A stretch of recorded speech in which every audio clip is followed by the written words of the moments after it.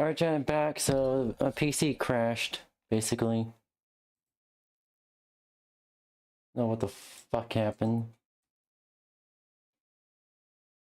So, yeah. He fucking crashed.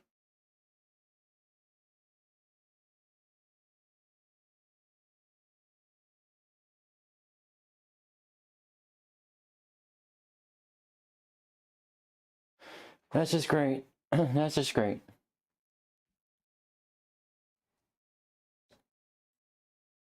From Technoblade losing.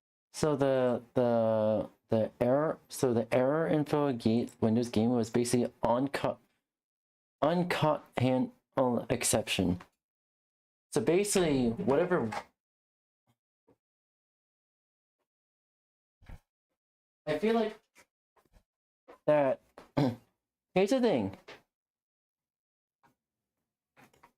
Even on the fresh install Windows, I pretty much had to do it was still crashing on Windows Home despite everything seemingly working.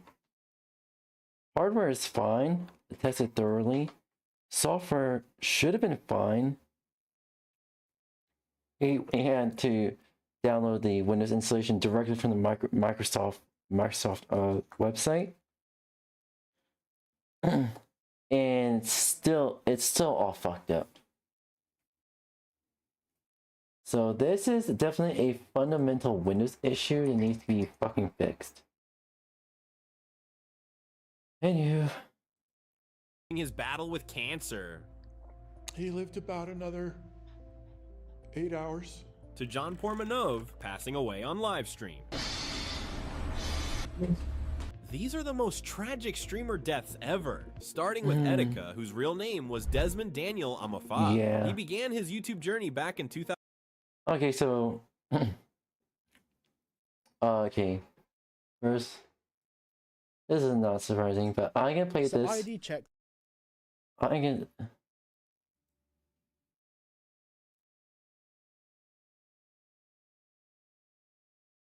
Will be introduced. What the Google fuck? Search. How has this happened? Where has this happened? And what has happened overall? Well, if we rewind a little bit, recently Australia introduced their under 16 social media ban, which is a noble ideology that under 16 shouldn't really be spending their life on TikTok. But the way in which that's been introduced basically means that everyone over the age of 16 needs to submit a copy of either their ID, biometric scan, or link a bank account to utilize social media in Australia. Now, of course, the UK, Canada, and other countries are eyeing. You know, kids could definitely attach their parents' card to their account. This up and absolutely creaming themselves over it. Yes, very much creamy indeed. Anyways, chat. Before I get distracted, I'm gonna go get something to eat real quick, and I'll be right back. All right? Love you, please. Matinee. But a bigger issue has started to present itself. Back in June of 2025, the Australian government mandated that companies like Google and Microsoft should be testing the introduction of age verification for access to their search platforms. So Google Search, Microsoft Search Platform, and other companies alike. And as of the 27th of December this year, the Australian government is going to make it a legal requirement that companies that produce search engines require age verification to utilize their platform. Let's get into the details. Australia is quietly introducing unprecedented age checks for search engines like Google. From December the 27th, Google, which dominates the Australian search market with a share of more than 90%, and its rival Microsoft, will have to use some form of age assurance technology on users when they sign in, or face fines of almost $50 million per breach. I believe that's Australian dollars. So that's about 30 million US dollars. I'll put it on the screen. Now, the reason why it's saying that you need to produce ID to sign into the platform is because essentially, if you don't sign into the platform, the search results you get are massively watered down. Things like news tabs and other things like that will be removed. And I believe, I'm not 100% sure on this because it's still in the testing phase, but I believe the images and video tab will also be removed from the search bar. So basically, to make Google work, you need to sign in, and to sign in, you need to verify your age. Despite the apparent magnitude of the shift, it has mostly gone unnoticed, in stark contrast to the political and media fanfare surrounding the teen social media ban, which will block under 16s from major platforms using similar technology. And this is the thing, when we get dystopian rules and regulations rolled out, whether it be in the UK, Canada, Australia, or even the US, which is now, well, nearly half the states in the US are pushing for age verification at the moment, which is absolutely absurd. When so much happens at once, obviously it's really difficult to choose what you want to tackle, what you want to fight after. And this is why so many things have happened so quickly. Just in the past 9 months, we've had the Online Safety Act in the UK, we've had digital ID, Australia's had this thing being introduced, as well as the under 16 social media ban, as well as 6 countries in Europe now introducing their own online safety measures, as well as countries around the rest of the world, as well as 20 states all of a sudden signing legislation to either limit the usage of VPN, ban the usage of VPNs, or introduce their own versions of the Online Safety Act. We've also had Canada discussing their version of the Online Safety Act within their government. There is a lot happening all at once to the point where we can't fight it all. And this is where it actually comes down to their tactful way of doing this. Essentially, with the Online Safety Act, they managed to roll that out and not enough people were opposed to it. So it was actually relatively easy for them just to slip in more and more legislation. Because like I said in yesterday's video, it's easier to get a quite basic bill passed and then amend it, because the amendments are way more likely to get approved than it is to basically do one piece of legislation with everything in it. It becomes too complicated. So what they like to do is get a very basic piece of legislation passed and then submit amendments immediately after. And we can see the same in the UK with the Child's Wellbeing and Schools Bill, which sounds brilliant, doesn't it? Well, that was passed in September, and since then there's been 6 amendments that have been proposed for it, 4 of which have been passed and 2 are in the process of being passed. The 2 that are yet to be passed are the ones that basically require age verification and ID verification to download a VPN. Yep, we did a video on that. And the next one that's yet to be passed, which probably will get passed in the coming weeks, is the requirement, and I still can't believe this, the requirement for manufacturers like Apple and Samsung to put in technology inside your phone that can scan your camera and your photos album to make sure there's no pictures of children. Basically treating everyone like criminals in the hope they catch a criminal. But like I said, there's 2 videos here. I've done videos about both of these topics. But Australia is taking the same tact here. They basically rolled out a piece of legislation and now they're modifying that legislation because those amendments are very easy to get passed and they're making it more dystopian. The problem is as well is Australia is a really good testing bed for a lot of new systems. We've seen Australia be the first to introduce a lot of new ideas and concepts, and the US, the UK and Canada look at Australia and they basically go, oh, well, they've tested it. It seems to work for them. We'll try it over here. It raises so many red flags and concerns, well, anyone in the Western world, that this is now something that exists. All of this, not just the you know, this particular thing, but all of it all together exists and it's just been allowed to happen. I'm very keen to hear what you guys think about this down below. Obviously, this is Australian stuff. It hasn't come to the UK yet. I can bet good money on the fact that it is going to come to the UK. Yeah, it's concerning to say the least. I'm going to keep following this because I think this is going to get more and more interesting as things evolve with this and obviously as it spreads to other countries. So if you do want to keep in the loop of what's happening, whether your country is next, make sure to like and subscribe. Okay. I'm back for some lunch. Ooh. 2007, initially uploading rap videos, but his real rise to fame came around 2014 when he launched 𝙂𝙚 World Network, streaming Nintendo-focused gaming content. Since this is on a camera that I can't really showcase it that well with, but I mean, this sexy. You see the batteries back there.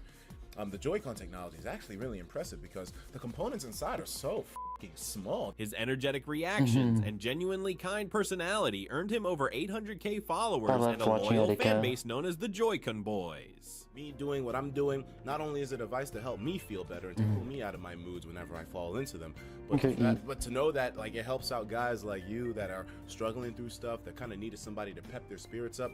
I'm able to do that for you. It's a humbling feeling, and I'm glad. But as his popularity grew, so did signs of his internal struggle. His first visible breakdown appeared in a video posted on October 25th, 2018, revealing that something much deeper was going on behind the scenes. Lose this. Don't let us lose the ability to speak to our friends using NIGGA.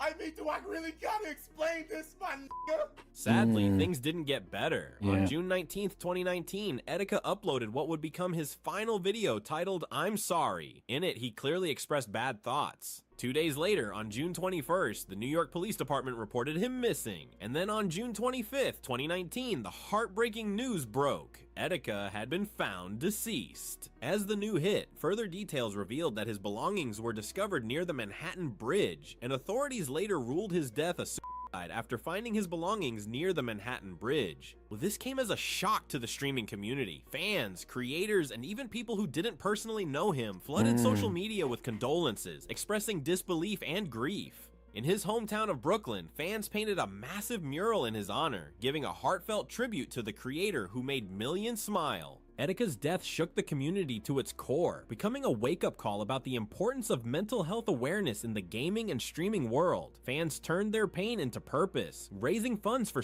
prevention and mental health organizations in his memory. Even 6 years later, fans still remember him, posting messages, sharing old clips, and keeping his legacy alive. 𝙂𝙚𝙣𝙚's passing away had already shaken the community, and before the fans could fully mourn him, they had to face the loss of another legend, 𝙂𝙗. Byron Daniel Bernstein, better. Yeah. Also, part of the fundraiser for to make for suicide awareness and 𝙂𝙚𝙣's death, to raise funds for his funeral. There was a fundraiser that basically to like make 𝙂𝙚 themed Joy-Cons, but Nintendo quickly shut that down. I understand why. You have to get it approved by Nintendo first for your Joy-Cons to be sold, and it's very expensive. It is absurdly expensive. In fact, it's more surprisingly. It's more absurd than Apple's prices. That's saying something. And just for the production cost alone, plus it's actually the license to produce Nintendo products. That license costs fuck tons more than your average iPhone. And yeah, and now Nintendo's in deep shit or something else. Known as 𝙂𝙗𝙗, was one of the OGs of Twitch. He started his gaming journey back in 2009, quickly becoming one of the biggest names in World of Warcraft and a known gaming streamer. It's all my friends! Let's go boom kill, yeah? Let's kill the priest. Ready, Ben? Sure. Okay. I'm going right now. Ready? Yep. Okay. As he grew popular, he even started a podcast series called Tea Time with Byron. Since he was always passionate about games and wanted to bring people together, he also developed his own game named Everland, which meant a lot to him. So once you start getting in, there are a few bugs that we couldn't fix.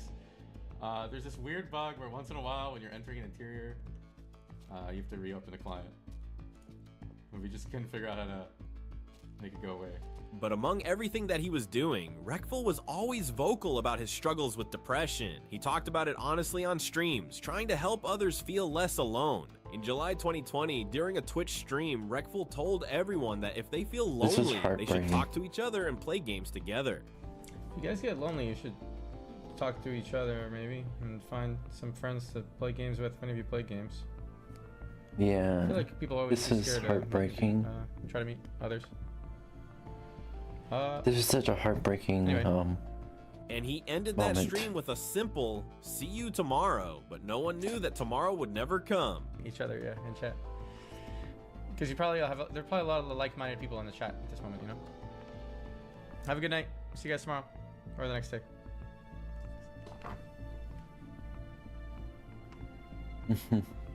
Following that stream, 𝙂𝙗𝙗 posted a series of cryptic tweets, a clear sign that his mental health was in a really fragile place. But no one realized just how serious things had gotten until it was too late. That very same day, heartbreaking news broke. 𝙂𝙗𝙗 died by suicide in Austin, Texas, at just 31 years old. The gaming world was in shock. Fans, friends, and fellow streamers flooded social media with tributes and heartbreak. The entire streaming community came together to say goodbye to a legend who inspired so many by holding in-game memorials for him around the world. I like that I'm trying to give people something I wanted as a kid. Who's the focus on? Who are you thinking about? Shit.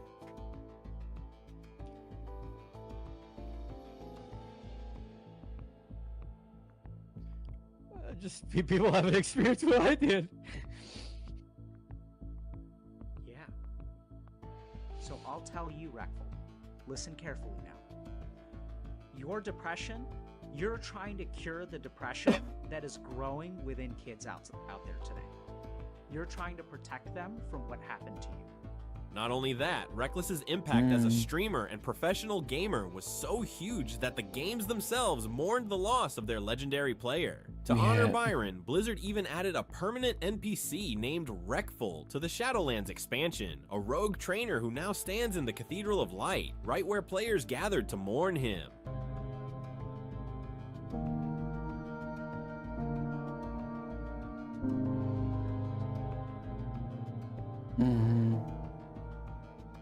The world lost another gem to depression, but while Reckful's passing shook the community, Technoblade showed how to face pain with courage, leaving hope and inspiration for millions even after his passing away. Alex, better known as Technoblade, was one of the most beloved Minecraft streamers of all time, who started back in 2013. From hilarious commentary to epic battles, his humor made him a fan favorite. Very close game. Watch to see who will win this epic battle between the player and the owner. Bum, bum, bum. By 2019-2020, his fame had skyrocketed with over 10 million subscribers. He even faced off against Minecraft legend Dream in a MrBeast arranged showdown, one of the most iconic moments in Minecraft history. But shocking news came in August 2021 when Alex revealed that he had stage 4 metastatic sarcoma, a rare bone and soft tissue cancer, and even then he kept making others laugh through this tragic announcement. Going to lie to you. So in the last 2 days of July, I noticed that my right arm was starting to hurt a decent amount, and I thought my best guess was that it was some kind of repetitive stress injury, because, you know, I've been playing video games since the age of like 5, pretty much non-stop. I was gonna get carpal tunnel at some point, but I took a few days to rest my arm, and it really didn't. Even through chemotherapy, he kept creating, streaming, and hosting a charity stream that raised over $300,000 for sarcoma research. His humor and positivity inspired millions. Let's go! That is insane. Holy. That's amazing. No, wait, I forgot about that part. No, I forgot about that part. Wait, no, I didn't know. Oh my god. In June 2022, at just 23, Technoblade sadly passed away. His family shared a final video titled So Long Nerds, with his father reading a heartfelt message from Alex. I'm Technoblade's dad. He wrote a message and he asked me to read it to all of you. Hello everyone, Technoblade here. If you're watching this, I am dead. The heartbreaking thing was that even in his last message, he was trying to be cheerful and make others laugh. My real name is Alex. I had one of my siblings call me Dave one time in a deleted video from 2016, and it was one of the most successful pranks we've ever done. His words truly touched the hearts of everyone as he went on to share, "If I had 100 lives, I would choose to be Technoblade every single time." I choose to If be I had like another 100 Technoblade. lives, I think I would choose to be Technoblade again every single time, as those were the happiest years of my life. I hope you guys enjoyed my content and that I made some of you laugh. And I hope you all go on to live long, prosperous, and happy lives. Because I love you guys. Aww. Technoblade out. Fans, friends, and the Minecraft community worldwide flooded social media with grieving messages and tributes. Fans mourned the loss of a hero that day. As the devastating news spread, Technoblade's subscribers increased and his merch sold rapidly. Later, his family stated that all proceeds from merchandise would go to the Sarcoma Foundation of America. After that, YouTube also released an official tribute video to honor him, and the 2025 Minecraft movie also paid tribute to him by calling him a legend. Whoa, is he some kind of king? No, that's a legend. Technoblade's legacy became one of hope and laughter, while 𝙂𝙚𝙣𝙚 was overshadowed by controversies that followed him even in death.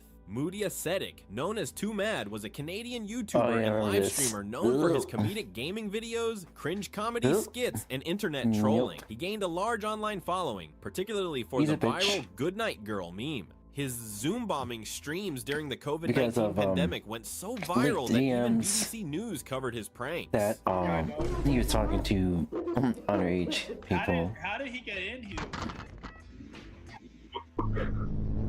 What?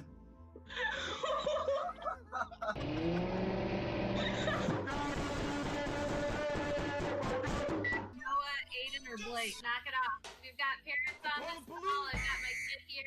Oh, yeah, parents? I need to serious. I'm sorry. Okay. But behind all that chaos, there was a troubled human being because his content became problematic and racist. He started acting strangely online and posting worrying tweets. Also On February 9th, 2024, he posted a series of questionable tweets. Those turned out to be his last words, as on 13th February 2024, it was reported that 𝙂𝙚 was found dead in his home in California at the age of 23. The tragedy didn't end there, as 6 months later, in August 2024, the county medical examiner revealed that the cause of his death was an accidental overuse. His death actually sparked a mixed reaction, while some mourned the loss of a talented entertainer. I don't know if people overlook the fact that there were leaked DMs. Others felt confused about his death or downright rejected being sad because of the several. Yeah, here. Exactly. Because all the leaked DMs, if he's talking to his fans in an inappropriate way, yeah. Several controversies that surrounded him. After his death, more stories and accusations came to light. What? Against 𝙂𝙗, with many individuals coming forward with harassment, SA, and other vile allegations. No matter how people felt about 𝙂𝙗, his death was tragic, but 𝙂𝙗 passing hit even harder since it was sudden and unbearably heartbreaking. 𝙂𝙗 was a popular streamer known as 𝙂𝙗𝑚. He started his channel in 2011 with NBA 2K gameplay before expanding into Fortnite and lifestyle content, amassing over 3.8 million subscribers. Bro, Dominic, what the heck are you up doing playing Fortnite at 3 a.m.? What are you doing, bro? Hey, man, it's all about this Fortnite grind, bro. But he didn't stop there. He established himself as a successful entrepreneur and launched his own clothing brand, Don't Mind Us. Oh, it just feels good, and with this being the first drop before drop day, if Don't Mind Us ends up being a huge brand, If I ever launch clothing brand, I'm not just gonna sell generic like jackets and whatnot. I want to make a manga, and then I want the clothing brand to be based off the clothes seen in the manga. Either like the perfect replicas can probably cost more, but something like skirts or shorts, I'm probably gonna be based off of the clothing for manga I want to make is gonna be based off of real life clothing you can see online or like in person. So doing clothing based off that will make it easier to produce merch. Huge high-end streetwear brand, I'm gonna be able to have this to come back to and be like, damn, you feel me? Like I'm gonna be able to come back to this right here. In February 2025, he posted a video revealing he was leaving LA to start fresh, saying this would be his last month in the city. This is my last month living in Los Angeles. My baby, you know, I'm leaving my baby. There's a lot to talk about. P2 was full of life and ready to get out of his comfort zone and explore new places. I want there to be an era in my life where I leave my comfort zone. I leave Los Angeles and I finally take a big leap of faith and I'm not comfortable. You know what I'm saying? And the heartbreaking part was that he even mentioned wanting kids someday, showing he was filled with hope and aspirations for his future life. Kids one day. Aww. I want my kids to be able to talk to me and be like, yo, daddy, I want to live here. And I'll be able to say, oh no, don't do that. That place is trash. Like, I want to be able to say, yo, I lived here, not just one place for the rest of my life. Because I feel like when you are able to experience.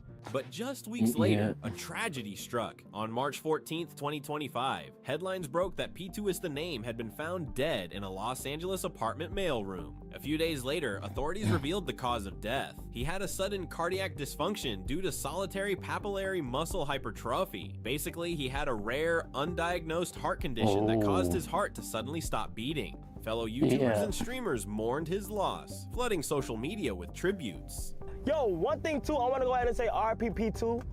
No cap, he showed me a lot of love. You feel me? We was never close or anything, but it's so crazy. Like, that is insane, bro. It's heartbreaking. Rest in peace. Rest in peace, P2. 𝙂𝙚 shared that P2 always showed him love and support throughout his streaming journey. I was growing up, and I mean, as I was going up in my streaming stuff, like, he literally, like, showed me support over and over again. So I just want to go ahead and say, RIP. Hate to see people die so young, bro. Facts, bro. It's very heartbreaking. Like, how old was he, chat? How old was he, bro? 26. 26? It's very sad. Ooh. Bro, what? Fans all over the world were in disbelief and heartbroken over his sudden death. P2's death was tragically unexpected, as no one was prepared for someone with so much life ahead to be taken too soon. But even more devastating was the loss of Serbian streamer 𝙂𝙚, whose sudden death at an even younger age shocked her community. Kristina Jukic, known online as 𝙂𝙚, was a Serbian YouTuber and streamer loved for her charm and gaming content with over 700k subscribers. But she got roped into an online feud with 𝙂𝙚 𝘂𝙚 in 2019 that escalated into a national controversy in Serbia. The conflict involved a heated argument on a national television show.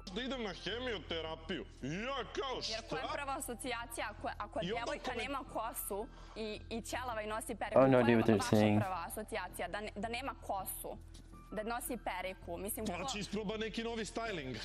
Shockingly, Shockingly, on December 8th, 2021, the 21-year-old was found dead in her Belgrade apartment. Her passing was announced the next day through an Instagram story from a close friend. The worst part was that initial reports claimed her death was by taking her life after intense cyberbullying. But in July 2022, the public court concluded that the real cause of her death was an overuse of substances. Following her death, James Bray, a smaller YouTuber who had reacted to the controversy surrounding her, came forward to publicly apologize, admitting that his reactions contributed to the online drama that hurt her. And the fact that I was indirectly a part of it by reacting to a video that was the sole purpose of that video was to call her out and dunk on her the entire time, and I feel horrible about it. He said he felt horrible for the part he played. And I feel horrible about it, and I apologize. I've been getting a heightened amount of messages from that community recently, and I feel horrible, and nothing I can say or do can make that situation right. I got myself into this, so I apologize, and RIP 𝙂𝙚, man. That's sad as fuck. This is why you don't ever pull yourself into any controversy or drama unless there's valid evidence to back up someone, or valid or like pretty much damning concrete like screenshots or evidence to call someone out, basically. That's sad as fuck.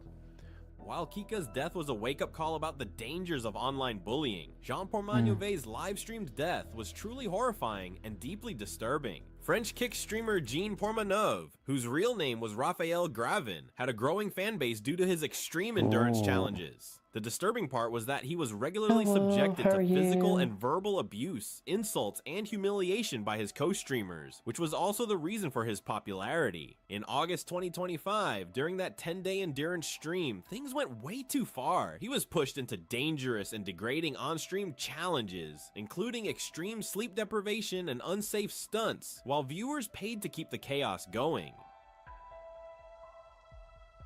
Calling for the bubbly personality. Too late. John had died live on stream and the world could only watch. His death caused outrage to explode online. Fans demanded justice, calling for the people involved to face serious legal consequences. Gene's death was one of the darkest in streaming. I believe they actually did face some consequences. One of them, the main streamer, is facing decades in prison. And other two are facing basically under a decade in prison as well. They'll believe I haven't got a state update on the court case, but a clip surfaced, like I think it was around 2 years ago, last year, that they were pleading to be let go scot-free, and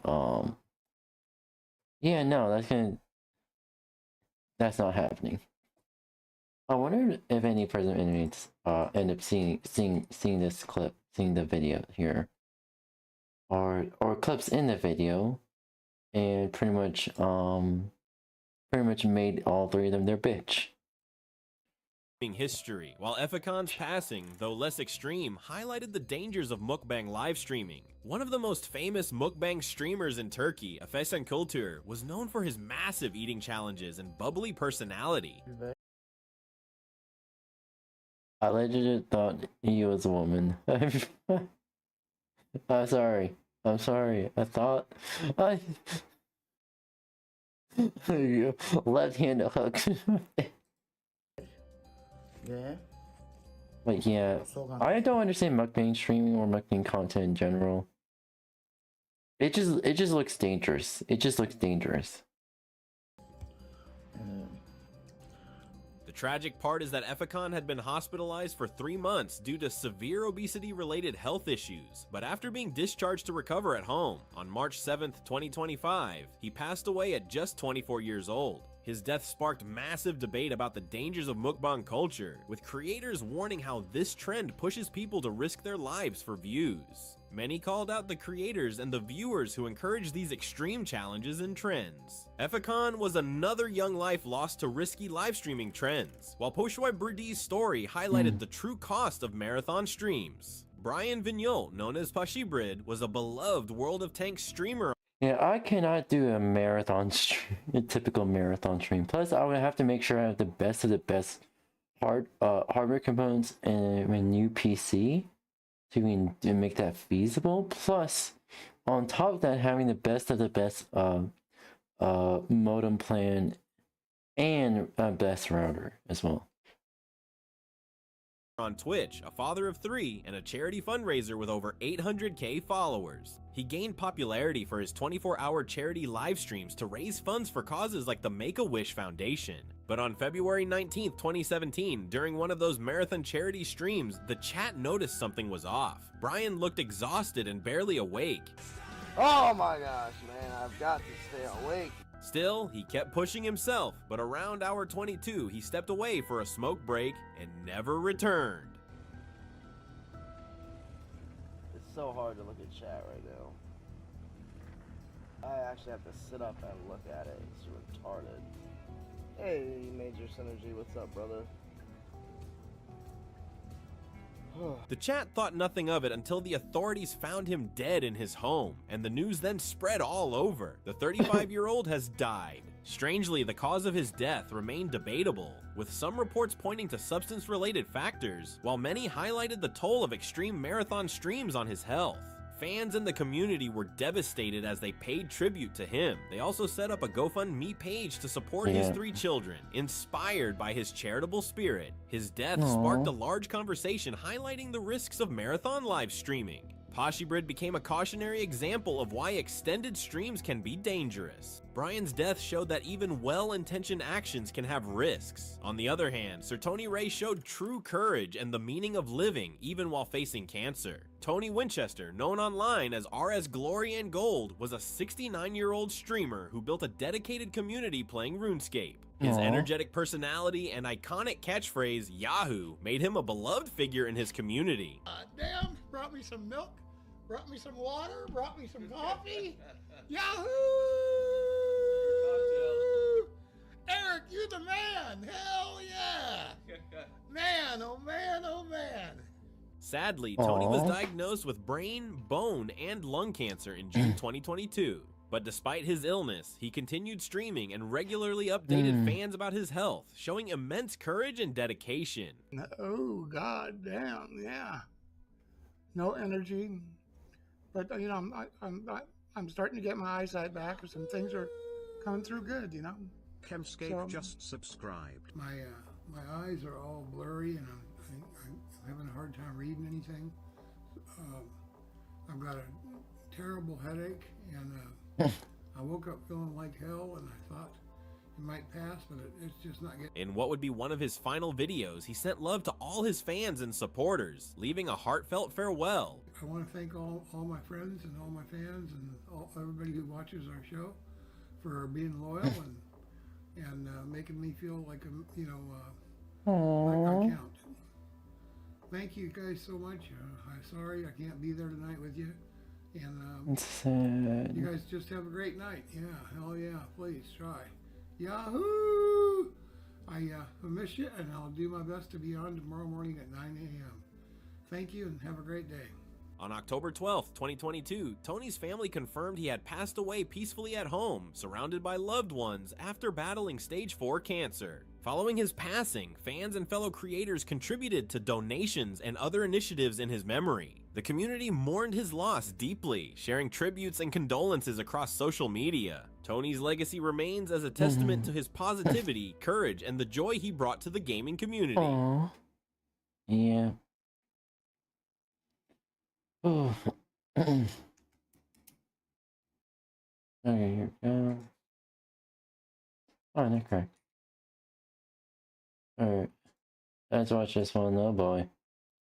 These are the most disturbing crimes that were committed in the Minecraft community, and as the video goes on, they only get darker. A Montgomery County school is now closed, and its students have been sent home for the day after a threat was made.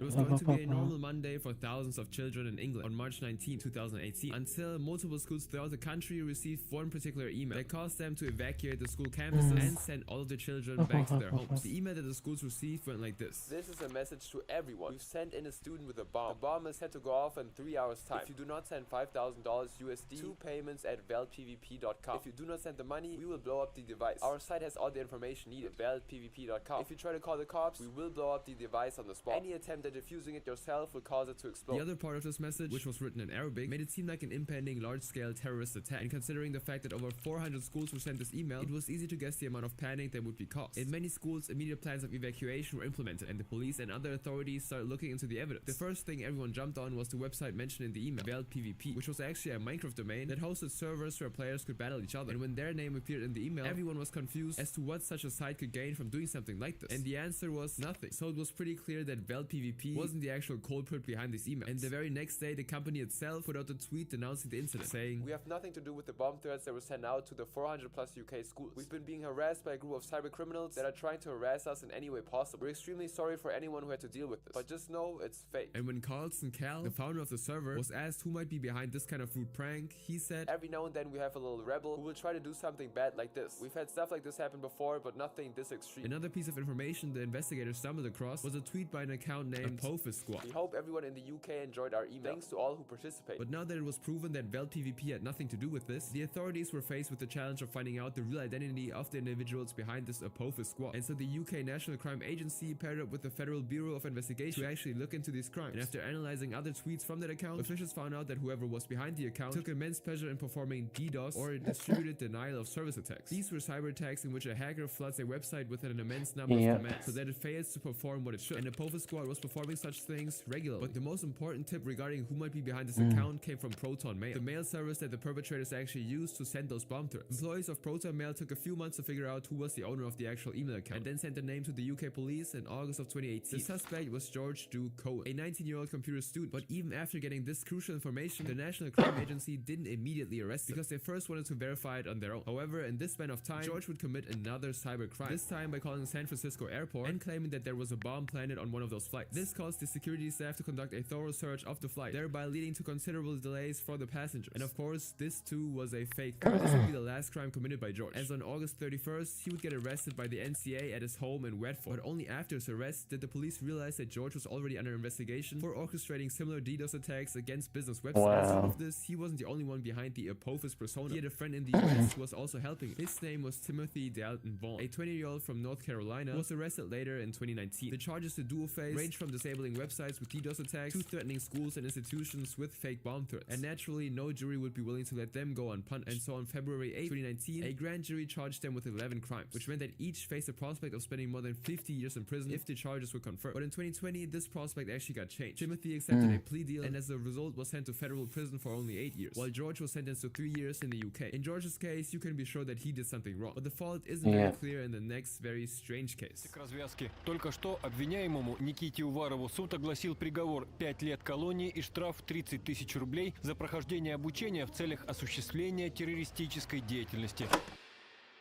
Minecraft is a game filled with boundless possibilities, where you can build or destroy anything. But in 2020, a few teenagers in Russia found out that sometimes even this can lead to serious consequences. It all started when the Federal Security Service of Russia, FSB, arrested 3 14-year-old boys for distributing pamphlets against the government in Kansk. These pamphlets were a part of an ongoing protest against the arrest of a political activist, 𝙂𝙚𝙣𝙚. The names of the 3 arrested boys were Bogdan Andreev, Denis Mikhailenko, and Nikita Uvarov. While these 3 were detained, the police seized their smartphones as part of the investigation, and for some reason stumbled upon some Minecraft gameplay videos they made. And on the surface, this seemed like nothing significant, but for the Russian authorities, it was extremely crucial. This was because in one of these videos, the boys built a replica of the FSB building in Minecraft, which they then blew up using TFT. While it can be argued that this was just some kids playing around, the FSB took offense. They immediately linked the boys' actions to terrorism, arrested them, and put them in jail. And all of them were forced to plead guilty, except for Nikita, who refused to do so despite being forced to. Nikita's stay in jail was extended because of this, and the case would become even more complicated after it was revealed that the boys were conducting experiments with homemade explosives in their backyard. And with this newly discovered evidence, all 3 boys were found guilty of organizing a terrorist group and sentenced to 10 years in prison. But this charge would actually be dropped in 2021. Yet in the same year, all 3 would stand trial in a military court instead of a civilian one. This time, Denis and Bogdan would be released with suspended sentences due to their guilty plea and cooperation with the officials, while Nikita, who was 16, would be sentenced to 5 years in prison. But this would actually go on to be reviewed by the Supreme Court of Russia in 2023, which actually decided to continue Nikita's punishment, so he's still in prison. But while this was happening in Russia, something far more controversial was unfolding in Florida. It means Clark will be held in a juvenile facility, and he'll get education and transition services, which will prepare him for a productive life after he serves his time. And he knows if he violates his probation, he'll face a 10-year sentence in adult prison. In the early morning of July 31st, 2020, the quiet neighborhood of Northdale, Florida, was illuminated with the red and blue lights of multiple police patrol cars. And since this was a rare sight, people thought it was either a burglary or a domestic issue. However, in reality, the police were there to arrest an individual who hacked into one of the largest social media platforms in the world. Graham Ivan Clark was 10 when he started playing Minecraft. His parents divorced each other when he was just 7, and Minecraft allowed him to escape from the harsh reality of his family life. But over time, Minecraft slowly stopped being just a game for Graham, as he would transform it into a means to scam other people. Graham was part of a broader collective of cheaters who played in hardcore factions, a competitive Minecraft server where players engage in PvP by forming teams. And by PvP, I of course mean player versus player, a type of in-game fighting between 2 users. On this server, Graham would promise to sell rare and interesting in-game usernames to other people, but once they actually paid him, Graham would simply just block them, and this led to him being banned multiple times, but he just kept returning to the game. Now, as a result of his actions, a lot of people started confronting him openly, but even then, Graham would simply manage to find a way out, like this one time when he was exposed while trying to find out the IP address of a staff member. Let me ask you this, why would you want a staff member's IP? Just tell me. Who said I wanted his IP? Well, why are you searching on MC Resolver then? Who said that? What if I want to see a skin? He went by the username Open, and even opened a YouTube channel. At one point, Graham was infamous in the hardcore factions community, and he got in repeated fights with other members. There was even a time a player posted a 6-minute long diss track on Graham, and since he wasn't trusted on Minecraft anymore, Graham simply moved his attention to cryptocurrency. And so when he was around 16, Graham managed to steal around $856,000 by scamming 160 bitcoins from a Seattle-based investor, Greg Bennett. He did this by a method known as SIM swapping, in which the hacker redirects all the messages and calls from the victim to his own mobile number. In this particular day, they were successfully able to liquidate all of my non-Bitcoin assets. And then because I had a 100 Bitcoin limit in this specific account with Bittrex, they were able to transfer 100 Bitcoin out of Bittrex into their controlled accounts. And I was out 100 Bitcoin. However, Graham wasn't arrested or prosecuted for this crime, mostly because he was still a minor, but also due to the fact that the authorities managed to get around 100 Bitcoins back to Greg. But while he actually had the money, Graham did what any teenager would. He bought designer stuff, watches, and showed them off on his Instagram. But not everything was going well behind the scenes. To pull off such a cryptocurrency scam, Graham teamed up with other hackers. Yet when it was time to split the money, he went back on his word. He stopped contacting them and kept all the money to himself. Graham decided to keep all the money and he didn't split it with the other people, which led to the hackers threatening to expose him to the authorities if he didn't actually give them the money. So I mean, as you know, a lot of people didn't like him because of some of the choices he made. So obviously that's going to come with some backlash. They got his family's personal info. They were just constantly harassing him. Someone sent people to Graham's house to scare him or even rob him at one point. Well, they were planning this robbery. They wanted to have him like tortured, like a lot of dark things done to him. But sadly, nothing came out of this, as the Secret Service actually couldn't arrest him because he was still too young, and so he managed to escape consequences this time. But in the coming months, Graham would do something so shocking that his age wouldn't stop anyone from arresting him. On July 15, 2020, employees at Twitter started panicking because something unprecedented had happened. I've seen this happen. People like Elon Musk and Bill Gates. I was there when this happened. Hackers posted tweets when I was scrolling Twitter, and I was like, what the fuck's going on here? Because of COVID-19, I'll double any Bitcoin payments sent to my Bitcoin address for the next hour. Good luck and stay safe out there. Security agents immediately went on a wild hunt to uncover the person behind these attacks, and it would later turn out that this was the work of none other than Graham, who masterminded the hack with the help of a young partner. Now, due to legal reasons, the identity of his partner wasn't revealed, but let's call him John. Graham and John conducted the whole operation through the same method he used on Greg, SIM swapping. This time, however, the victims were Twitter employees. Graham went through a huge amount of data to arrive at the phone numbers of the admins of Twitter, and once he obtained access to the admin site, Graham could sell all the rare usernames he could find. But on July 15th, 2020, word got out among his buyers that these usernames were obtained through hacking, and they thought that if the hack ever got discovered, they would be at a loss, so they actually stopped buying from Graham. At this point, Graham could have done anything he wanted, since he had access to so many accounts, but instead he decided to start a money doubling scam through these celebrity accounts. It was almost like he was asking to be arrested, but before people actually got wind of the scheme, Graham and John had already made about $118,000. For the officials, it was pretty easy to track down Graham, thanks to the multiple loopholes he kept open. For example, the fact that he immediately put bids to sell usernames he just hacked aroused immediate suspicions in keen observers, and so he was arrested and held with a $750,000 bond, and served the prospect of serving 210 years in prison, showing how serious the situation really was. But after the main trial, Graham got a plea deal, which drastically reduced the sentence to only 6 years in juvenile prison, and it's rumored that once he gets out, he still has a good amount of money to be waiting for him. But no such privilege exists for the next guy, whose crime basically involved several nations. We have some breaking news coming in right now. A grand jury has just indicted Jack Teixeira on federal charges for leaking Pentagon secrets. In 2022, the most important topic of discussion in the world was the war between Russia and Ukraine, and the fact that only these countries were involved didn't mean that the US government had nothing to do with it. In reality, the US sided with Ukraine and was offering support throughout the war, but no one would have thought that the most crucial and devastating aspect of the United States' role in the war would be related to Minecraft. This all started when in March 2023, some top secret documents appeared randomly in a Discord server of the YouTuber 𝙂𝙚𝙣𝙧𝙖𝙠. The documents seemed to consist of drawings of maps and graphs related to the US action in the Russian-Ukraine war. Apart from these, there was other info regarding politics and activities in other countries like South Korea and China, and these documents might have been in circulation online previously, but they gained widespread attention only after being posted on 𝙂's server. Even more eyes would then fall on those documents a few days later when they were reposted on a Minecraft server named Minecraft Earthmap. From there, the documents spread like wildfire and started appearing on pro-Russian Telegram and 4chan servers. At first, some believed that the documents were probably fake, but it was around this point that it became clear that these were actual classified military documents, since very shortly after, the New York Times released a news article about this, making it a national issue. Both investigative journalists and military officials were trying to trace the actual source of these documents, and that's when they found out that originally they were posted in a separate channel on the server called 𝙂𝙀𝙀 Central by a user named OG. OG was a regular uploader in the 𝙂𝙀𝙀 server, and he openly claimed that he was working at a military facility and had no problem sending and explaining classified documents. And over the course of weeks, OG would continue to share these documents with the confidence that no one will repost them on any other server. But of course, the opposite had happened, and now that the secret was out, the FBI was on a hunt for it. Following minute details like the background in those photographs of the documents, journalists were able to trace the images and the OG account to Jack Teixeira, a 22-year-old airman in the Massachusetts Air National Guard. Jack, thanks to his job, had access to multiple top secret documents, which he decided to simply post online. And just as his identity was revealed, the FBI easily found out Jack's billing address from Discord and searched for his mother's home on April 13th, 2023. And finally, a few hours later, the military arrested Jack in a very dramatic manner. He was charged with handling classified documents and spreading them online, and then sentenced to 15 years in prison in 2023 by a federal grand jury. Until now, we only dealt with unknown figures in the Minecraft community, but in the next cases, some very famous Minecraft members will shock you with the severity of their crimes. Left there. You had a lot of what? See some. Oh yeah. That alcohol, I'm guessing. Pat Julia. Oh, here's the thing that it's been overlooked with popular MMOs. Yeah, even the rest. We all seen this happen. Like it was wild. It was all over the internet. However, one day, I think it was like this is like the beginning of my HRT journey, but like,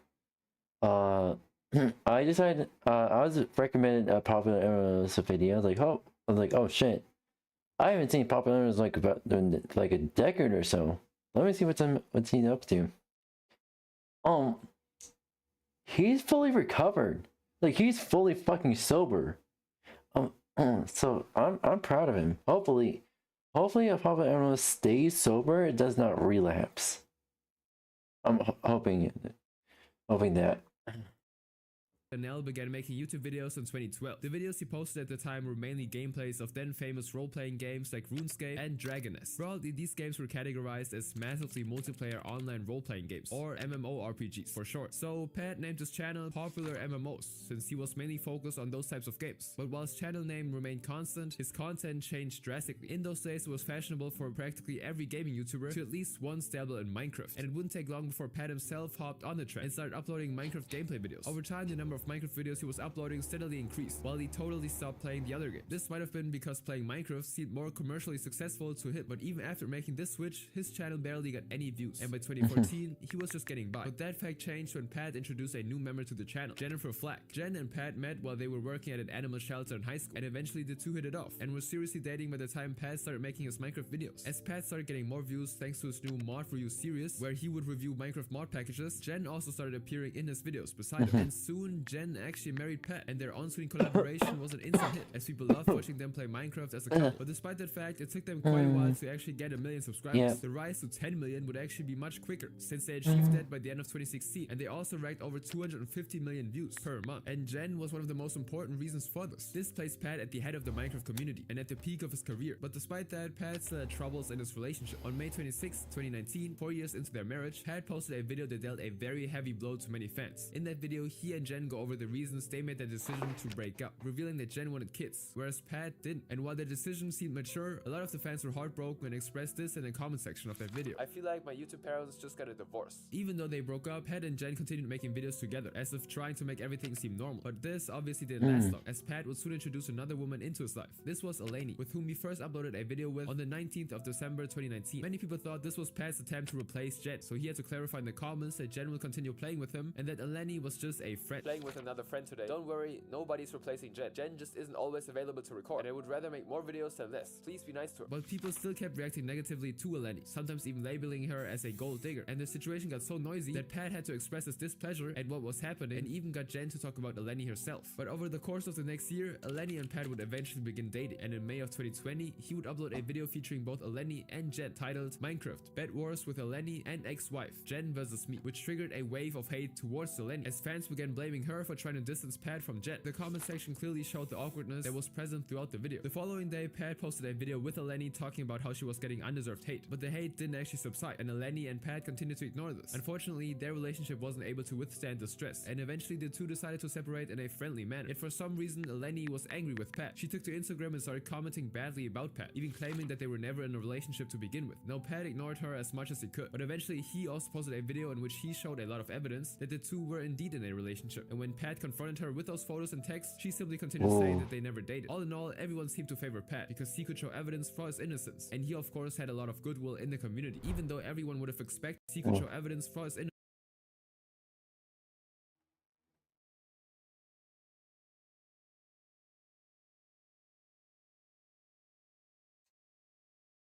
And he of course had a lot of goodwill in the community, even though everyone would have expected Pat to slow down and recover before going into another relationship. Pat got a new girlfriend sooner than expected, and her name was Elizabeth. He made their relationship public on May 7th, 2021, and it didn't take long for his subscribers to actually start liking this. Pat literally is a father figure to us, and you all can't deny it. I'm so proud of him. He looks so happy. I have a good feeling about this. However, things would take a turn for the worst when a few days later, news broke out that Pat and Liz had been arrested for trying to injure each other when they were drunk. But because there was no proper witnesses and evidence, both of them were simply placed in jail with a bond of $2,500. But back on Twitter, people were shocked by this recent development, and multiple accusations against Pat started flying around. One such accusation was that Pat frequently hit women, and while this was a bold accusation, it didn't really gain a lot of attention until a certain person liked the tweet. This person was none other than Jen, and not surprisingly, this caused an uproar so massive that Jen had to clarify that she had actually liked the tweet by accident. I do not use Twitter regularly. When I was messaged all about this drama, I went on to see what was being said. By accident, I liked a tweet that is now being seen in a poor manner. Pat never, in the 10 years we were together, laid a hand on me. And while all of this was going on, Lenny would make a special entry into the drama by leaking Pat's address in a now deleted tweet. And in return, Pat didn't shy away from returning the favor. Lenny then took this even further by using his mugshot as a display picture on her YouTube channel. Although Pat's personal life was returning we've seen all this happen. Started, the whole saga took its toll on his mind. It started in the fight with this. Pat apparently had a tendency for alcoholism, and all this drama was doing was pushing him closer to the point of no return. And this is what happened. Also, the fact that, look, I'm happy that Pat is sober. At the same time, I'm still keeping a distance from Pat. Happened on May 2nd, 2022. All the details are from the police report. On that day, Pat got heavily drunk at a party, prompting Liz to suggest that they get back home. On the way back in the car, however, Pat started punching Liz, and then upon reaching their home, Liz knocked Pat out of the house, which led him to slash the car tires with a knife in a fit of rage. One thing led to another, and Liz came out of the house only for Pat to start chasing her with the knife. Because of this, he was arrested for possessing a dangerous weapon without the intent to kill, and was held with a bond of $25,000. And after he actually paid the bond and got out of jail, everything seemed to slowly return to normal. However, Liz again caused controversy by posting a TikTok where she accused Pat of hitting her and getting her pregnant. As usual, the internet erupted and Pat disappeared for a while, but after some time elapsed, he made a community post clarifying things. I want everyone to know I'm fine. I'm happily living with my girlfriend Liz. Things have been a bit crazy as seen over social media, but that is also part of things being blown out of proportion because of having a job over social media. I'd be lying if I said things have been perfect, but we're happy and I do have good friends in spite of what has been said over the news. I have to wait on talking about everything because of the corrupt legal system where I live, but I'm fine. I live with Liz and Cloud and we're all okay. Life can be a bit crazy sometimes, and because of that, I need to wait to talk about everything. I just want to assure everyone that we're happy, and small things can easily get blown out of proportion with social media. But the string of arrests Pat had started didn't end here. The same year, Pat was arrested at an NFL game, where his friend Ethan ran onto the field, thereby interrupting the game. And when Ethan eventually got held up by the police, Pat was searched, and the authorities found drugs on him and arrested him too. Everyone on the internet only found this out after Pat's court video went viral. And after this, Pat said he was trying to stay sober, and also announced that he was marrying Liz. Again, people fell into an illusion that everything was going to be normal. But in 2024, Pat got arrested in a very tragic way. Yeah, this was the draw. Pat sleeping on a footpath, and when police checked up on him, he was evidently high. This was the straw that broke the camel's back. And disoriented. Upon searching his backpack, they found cannabis. But as they tried to handcuff him, he attempted an escape, leading to a fight. He would eventually be arrested and charged. And during the trial, the court specifically ordered him to seek help with his substance abuse. But in 2025, for the same sentence, he was found guilty of not obeying probation and was again sent to jail. And after all these hardships, Pat seemed to be doing good for his audience. And he even posted a video of him talking about how alcohol destroyed his life. In that video, he revealed that he'd been sober for 4 months and that things were looking good. And in another video, he sat with his friend Mike to discuss everything that had happened to him in recent times and went over his arrests and hardships. But while he appeared to be getting better, a community post he wrote on September 28th, 2025 would leave fans happy and sad at the same time. I relapsed very badly. I'm going to get into treatment. I want you to know you're not alone. And while there's still hope for Pat, there was never... I didn't know this happened. No, but this was not all over the internet. Nobody talked about it. Not even Charlie talked about this. Holy shit. I didn't know about this. Again, I haven't been keeping up with every single YouTuber I used to watch as a kid. But holy shit. I need to begin with in the next case. For acting in a deliberate manner toward the victim, who was just when their interactions began.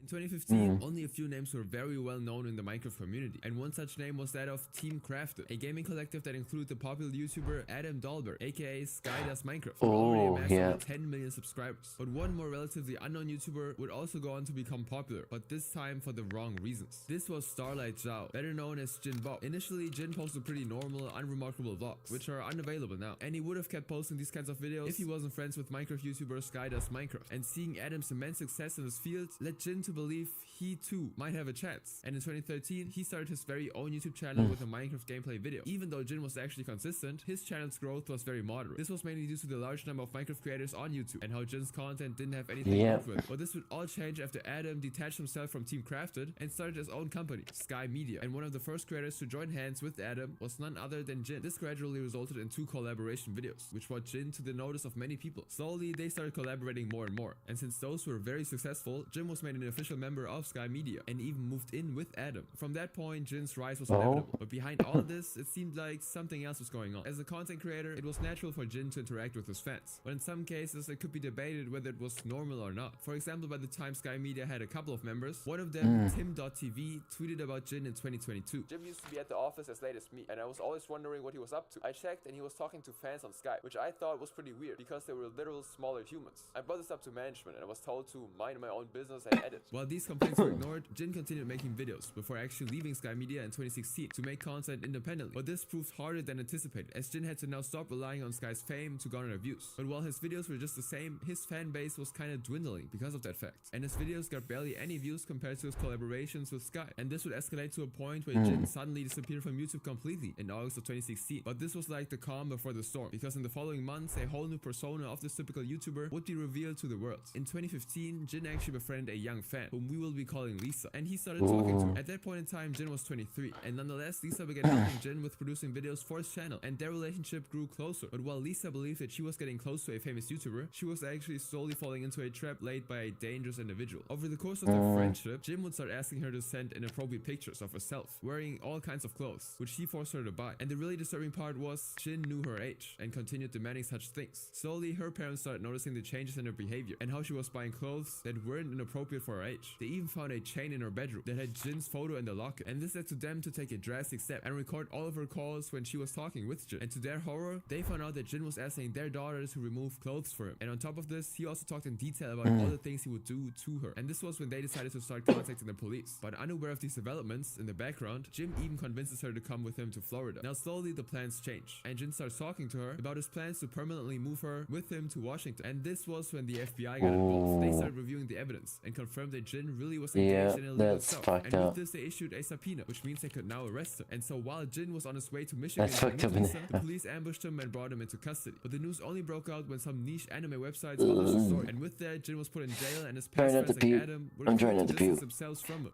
What happened to Jin Bob? See, I don't know. Me and Jin stopped talking ages ago. The only things I know about the entire situation is that he was arrested for some pretty Court documents available to us show us that on August of 23rd, 2016, a grand jury found Jin Bob guilty on 4 counts. Yet Jin's defense team managed to remove 3 of those counts. And Jin, at the end, was sentenced a year later, in 2017, to 96 months, or 8 years in prison. During that trial, Jin had attempted to reduce his punishment multiple times, but it never actually worked out. Eventually, though, his pleas would be accepted, and he was released from prison in 2022. Yet he never appeared online ever again. And while Jin's crimes mostly unfolded in his YouTube career, the next YouTuber's crimes had to be dug out from the past. I never said it was the victim!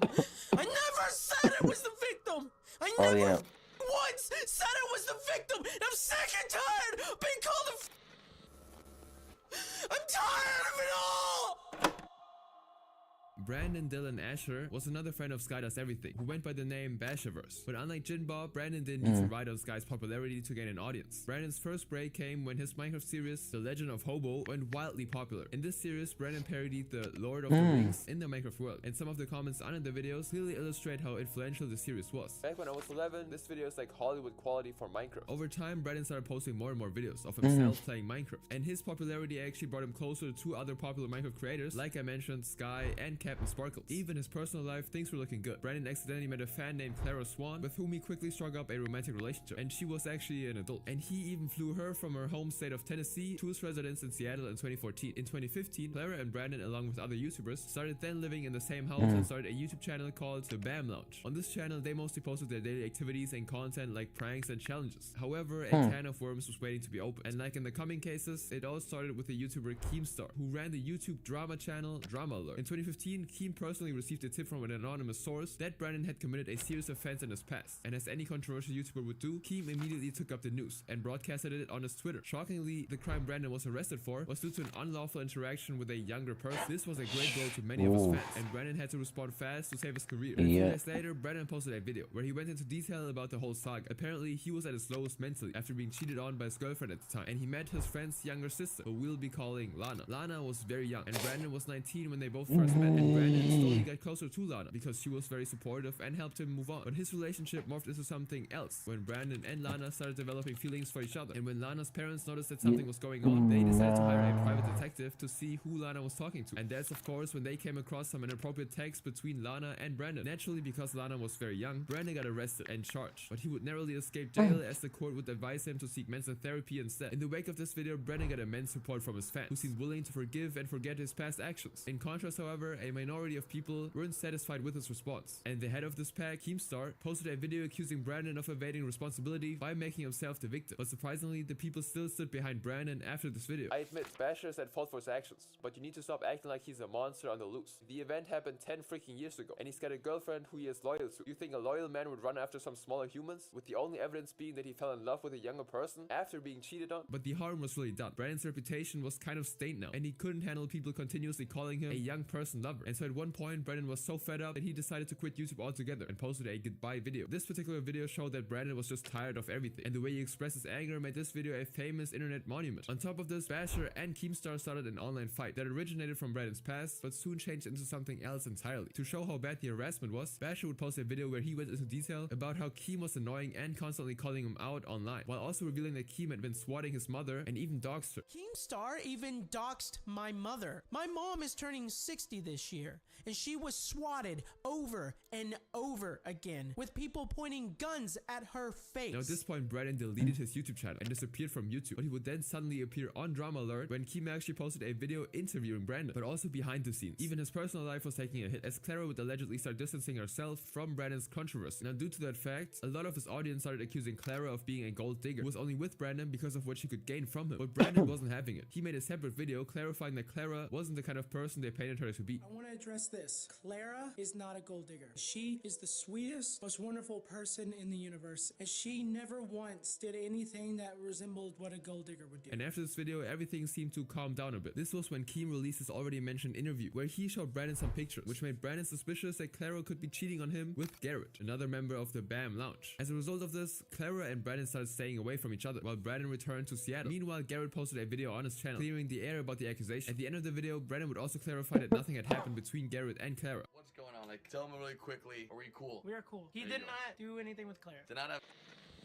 with that woman. No, he didn't. And as soon as that dust settled, Clara moved back with Brandon, and the two even posted a video together. But still, Brandon's video lacked their past glory and came off more as awkward. However, the final blow would be delivered when the allegations resurfaced not long after the drama was put to rest. Only this time, Brandon didn't take it so well, and fans became especially worried after Clara put out a tweet that read, "If I pass away in the next few weeks, you guys know who it is." She would also post a picture alongside that showing holes in her door. And when the allegations of this kind of relationship arose, Clara and Brandon both reacted defensively, with Brandon saying that he only punched the door because of all the allegations. Nevertheless, people knew that Brandon's mental state was deteriorating, and a few weeks later, he once again deleted his YouTube channel and completely disappeared without a trace. But then, after some time, he decided to make another comeback, this time as Toasty. Fans were happy to see Brandon recover from his past and be normal again. But unfortunately, this wouldn't last long, as Brandon got COVID-19 and passed on from this world in 2021. Now, this next tour matched Brandon's popularity, but exceeded his crimes by tenfold. When Lionmaker was hitting on this 15-year-old girl known as Paige the Panda.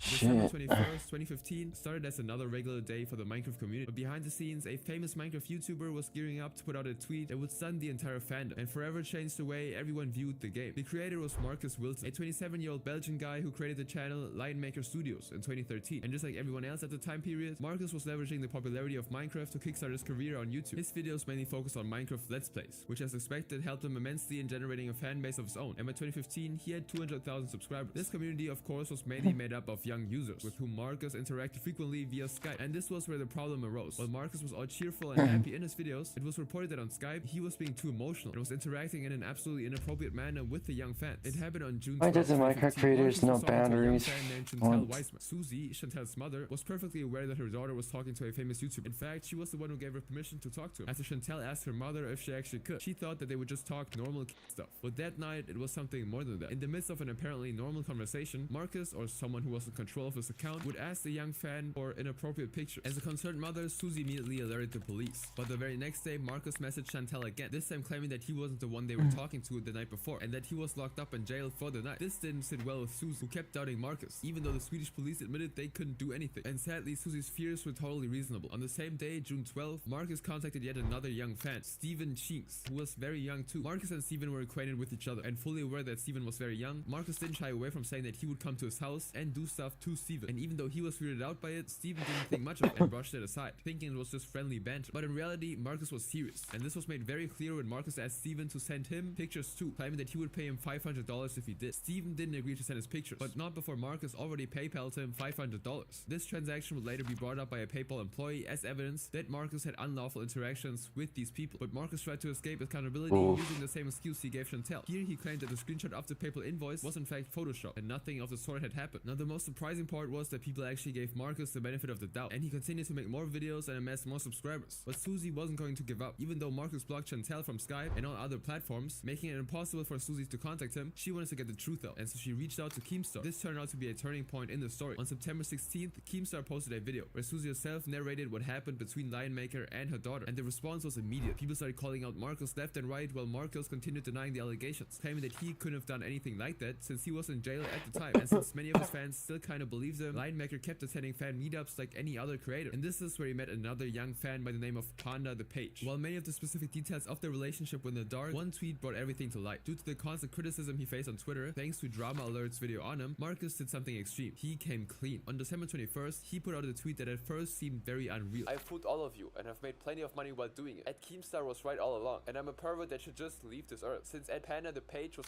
her and I have had several inappropriate exchanges on Skype. After that specific tweet, Lionmaker went completely crazy and started tweeting out things that were incredibly incriminating to himself. I'm an offender that should just leave this earth. And then he did something that completely ended his whole career. He posted inappropriate pictures of Panda for the whole world to see. And that's fucked up in the head. Although Twitter quickly removed those pictures, Panda herself found them and tweeted out saying that it was her, as if not understanding what he'd just done. And then Marcus said something that made the whole situation even more disturbing. One retweet and I'll share more. I'll share more at Panda the Page. In the ensuing chaos, Marcus again backtracked by saying that his account got hacked that night, and he made a video to clear his name. In that video, he recited a poem, which was obviously directed at Panda, but no one was really trusting him now, and as he knew it, he disappeared from YouTube, and in real life, he was actually put in a mental institution in Belgium. Other than this fact, nothing was known, and he was considered as good as gone. But the same old story was still brewing when one Redditor uploaded Marcus's stream on the H3 Discord server. I am putting this out as a warning that this dangerous offender is lurking in our community and cannot be trusted at all, especially those in the community who aren't of age need to be aware of this. Please be careful who you interact with in private and what you post. I love this community and I've made many good friends via the Discord and Reddit, and I want it to be a safe place for everyone. In this stream, Marcus really admitted to liking younger fans. The first time I ever talked to her, she was 4.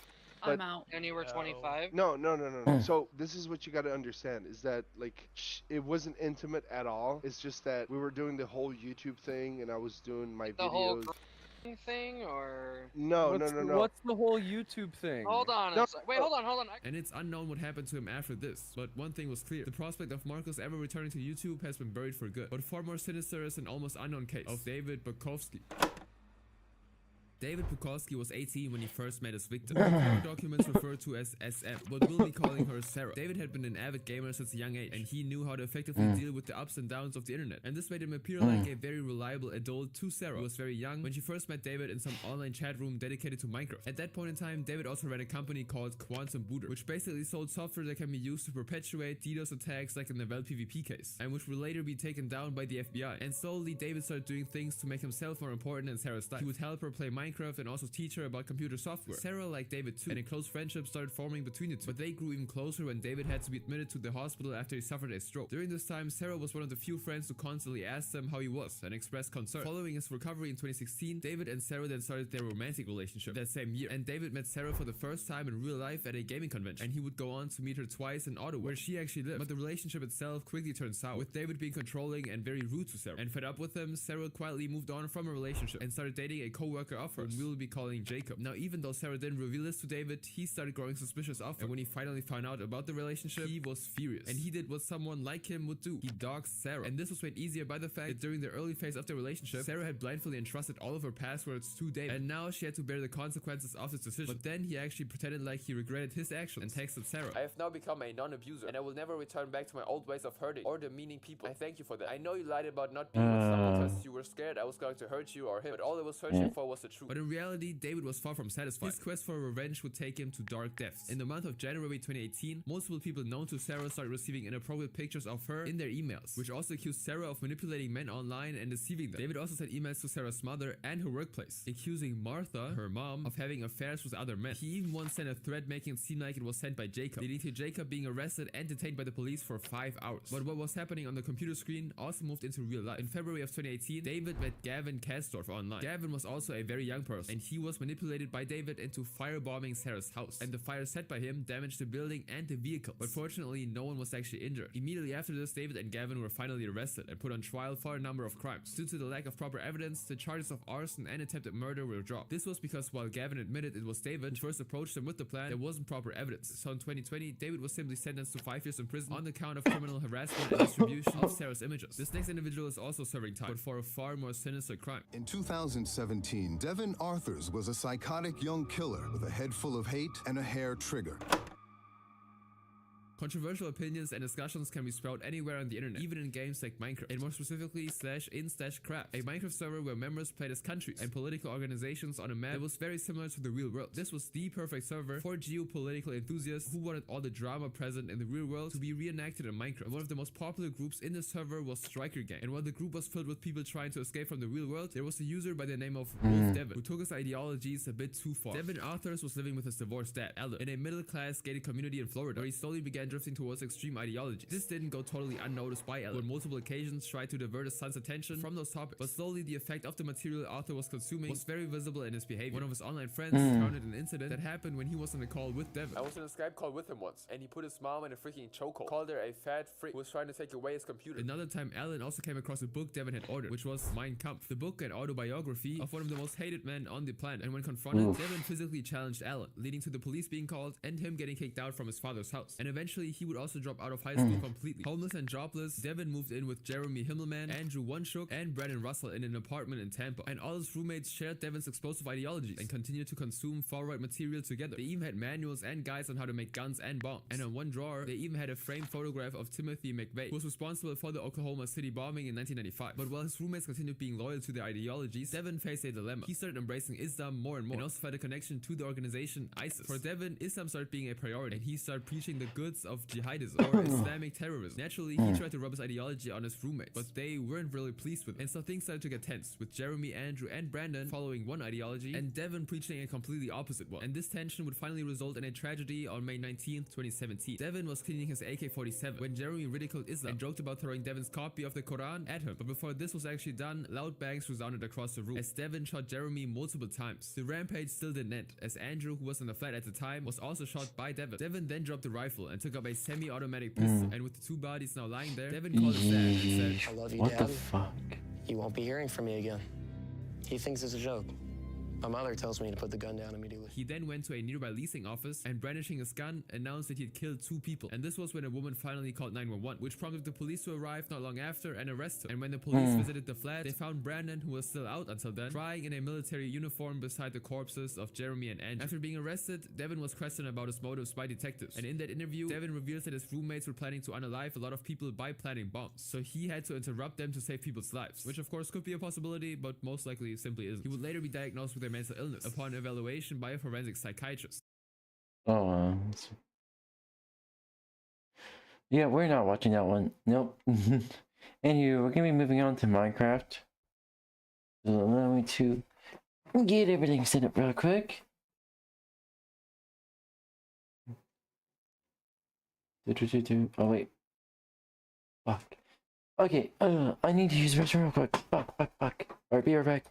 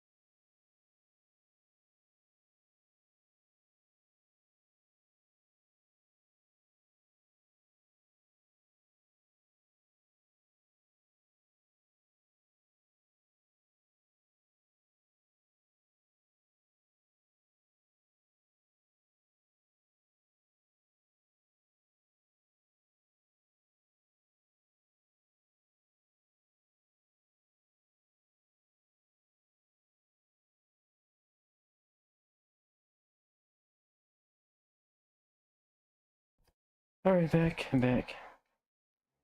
Ugh. Alright, let's move on to Minecraft. You. Alright, chat. Over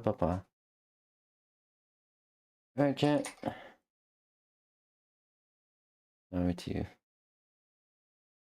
Alright, chat, so basically, how's everyone's day been? Hopefully he's doing well. Nothing too bad.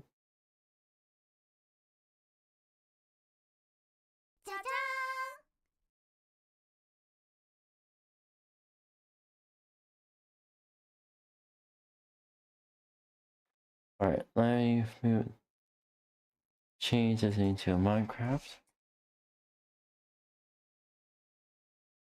Alright.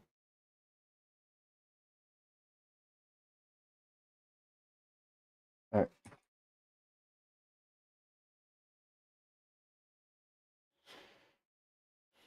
Alright, fuck. Here we go. Oh, neck crack and a half. Yeah.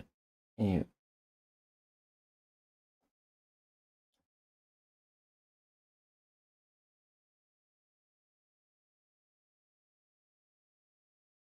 Alrighty. And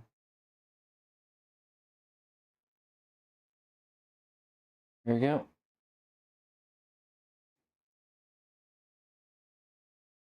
To launch it real quick. Launch, please. Thank you.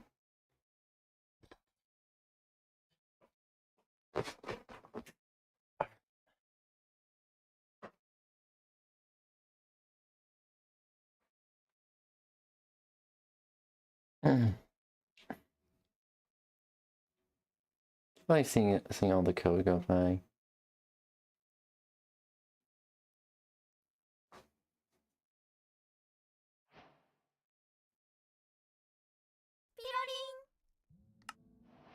Resource packs.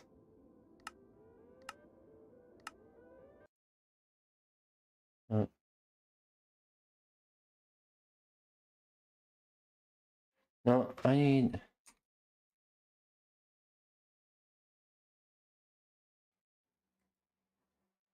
dark GUI.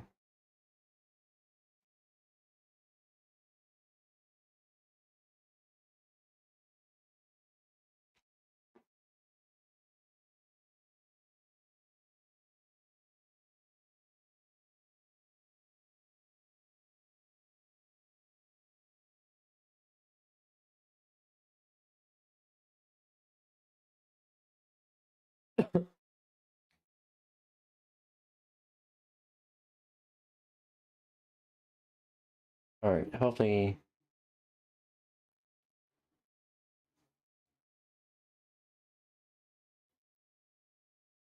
it's just updating. It's just updating.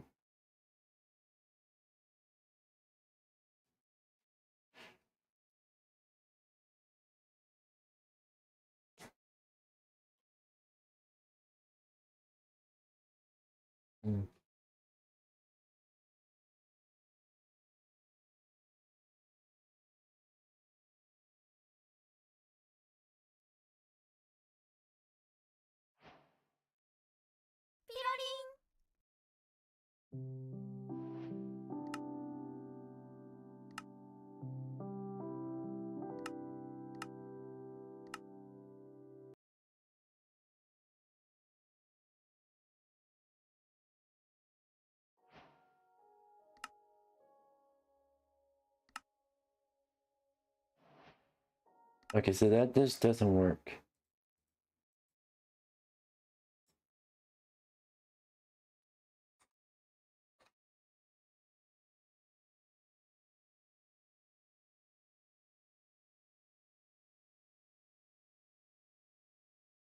Alright, hopefully this works.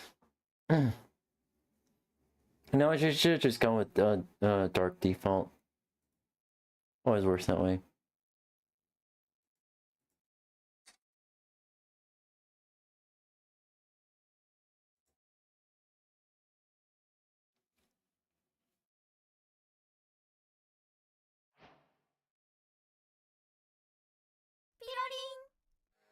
Options.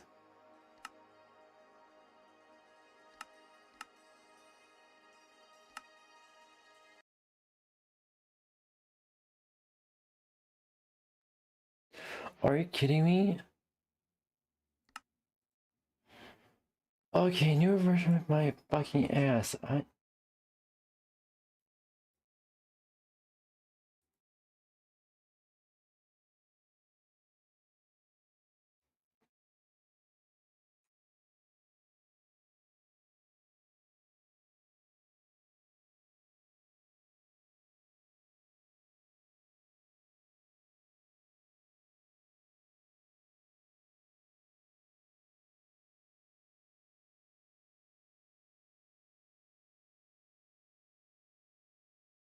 Oh, I see, I see. So you have to select the version of the mod that you want to. Okay, that is new. I know I know I recently updated Prison Launch, but fuck. Oh wait, I didn't. Never mind. But that is new.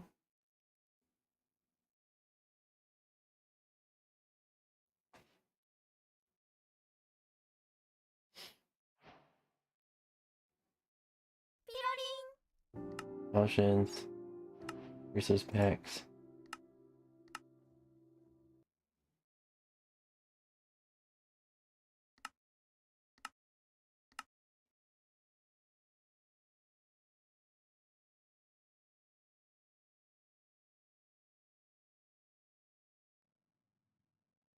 Alright, yeah, let's see.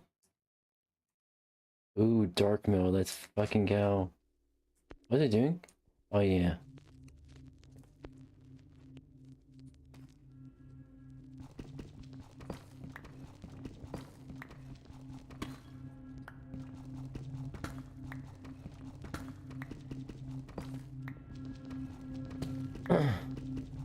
Why is this back to day one? Is it reset or is it depending on guess this session of how many days I play Minecraft?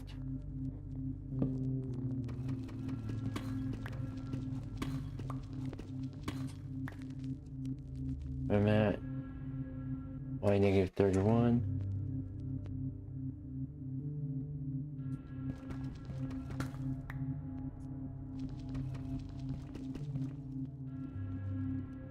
Oh. Oh.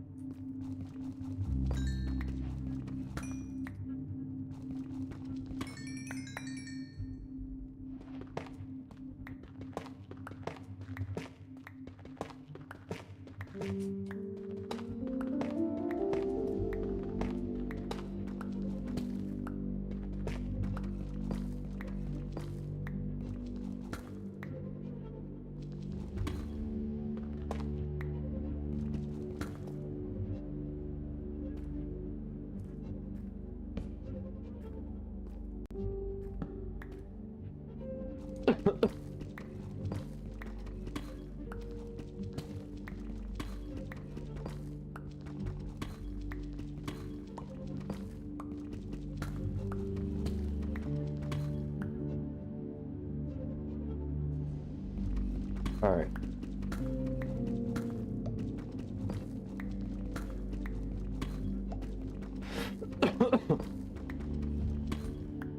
Let me make sure. Oh. Stream's going well.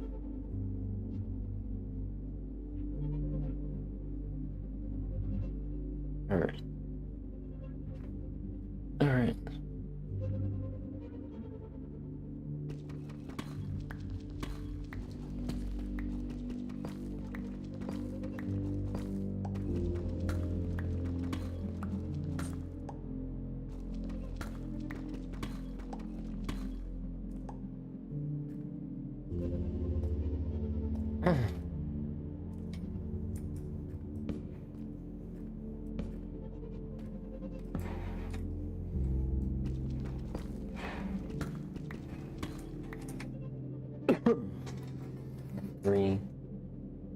51. Alright. 52. Options. Then audio, music.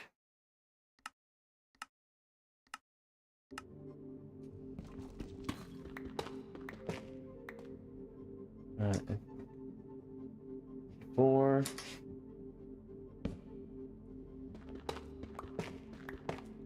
5. 56.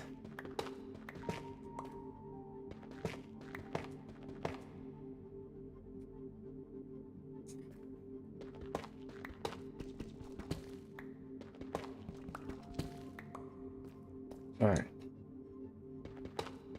Carve out this.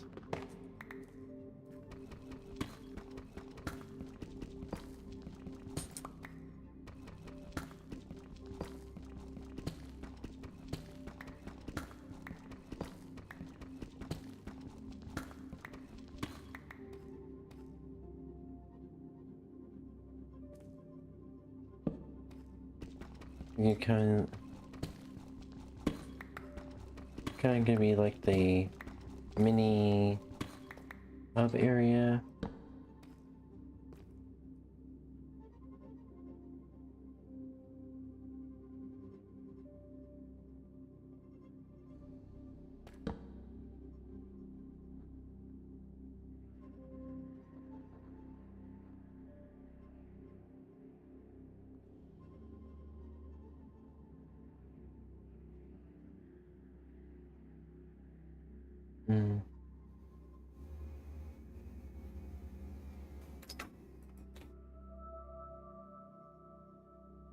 We'll see why not.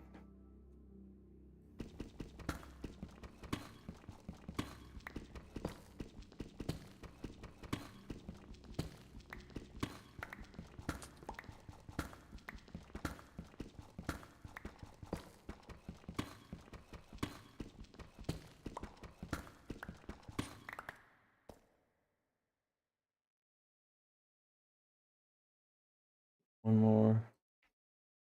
Maybe 9 of them. I know it's overkill, but there we go.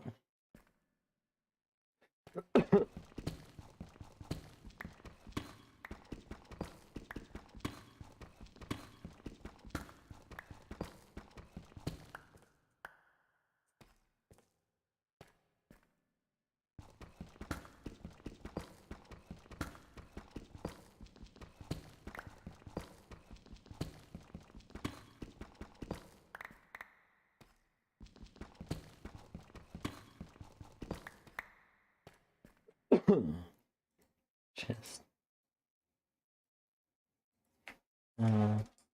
1, 2, 3, 4, 6, 8.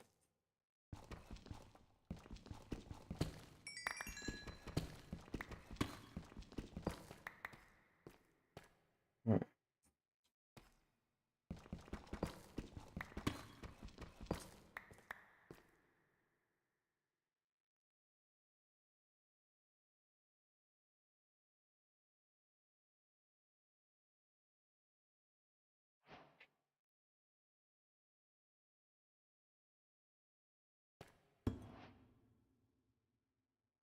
Oops.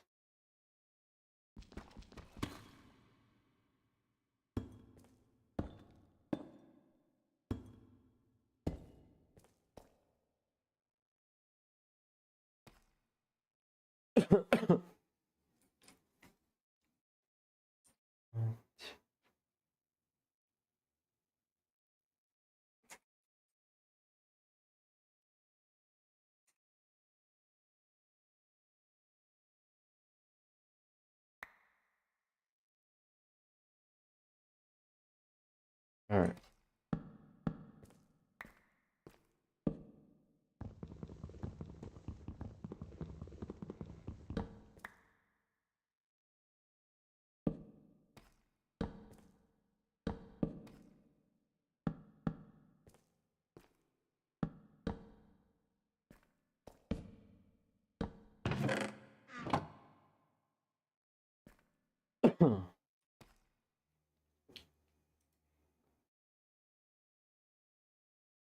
Or furnaces, just in case.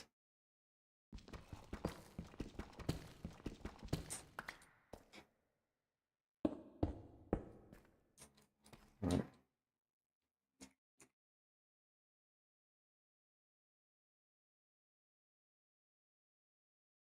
Oh,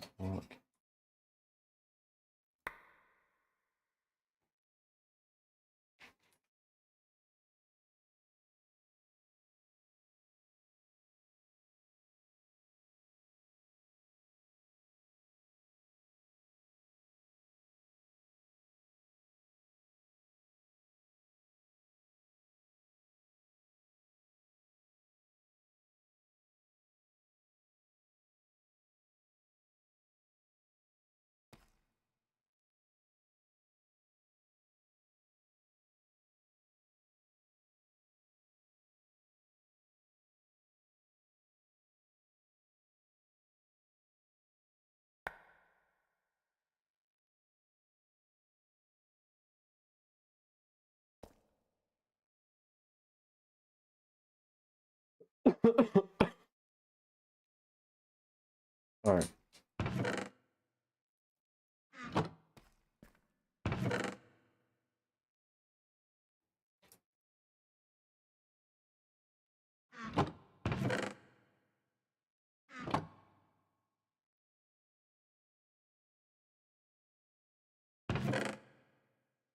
All right.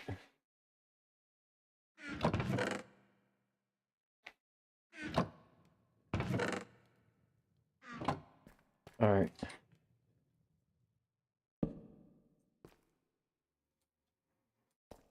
All right. Now is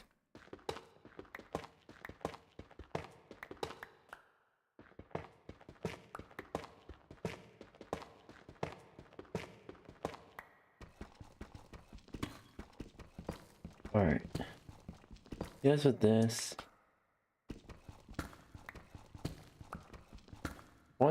Basically we're making a strip mine.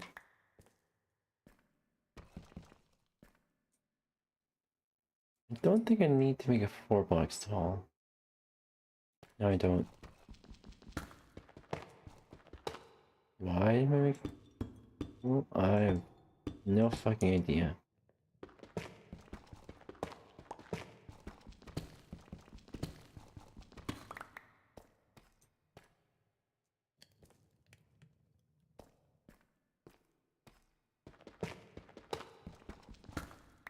We already found diamonds. I think we kind of made the first spot for getting diamonds.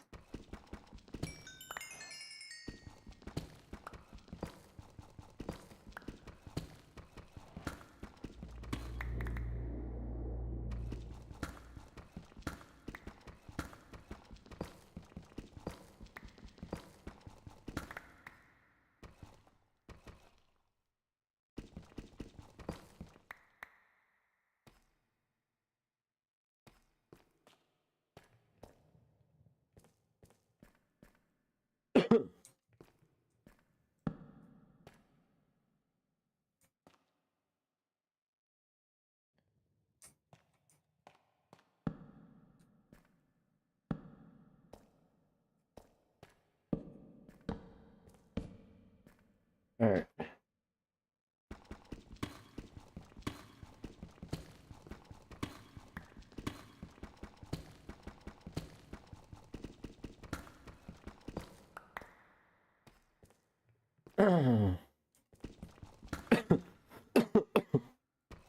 Alright.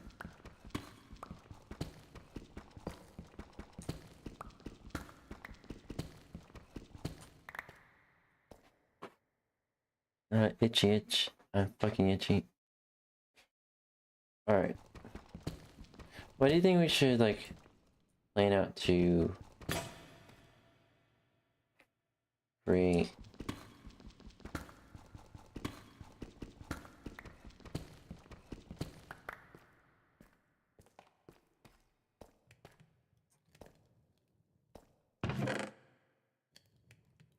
Here for now.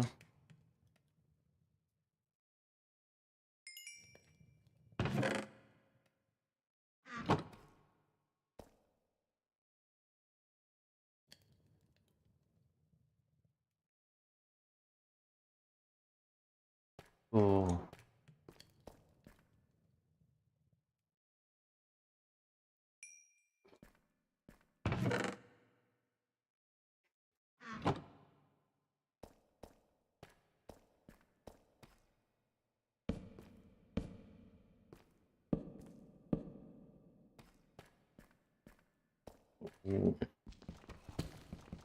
Kind of makes it look like a creepy tunnel.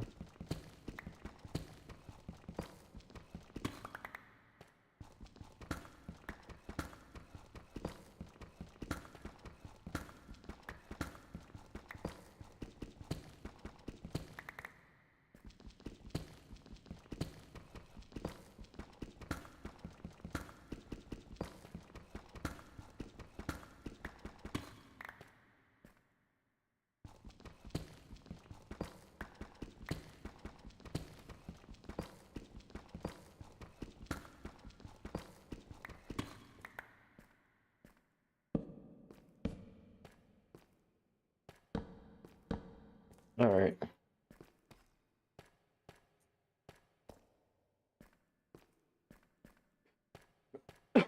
I think satisfied with this for now.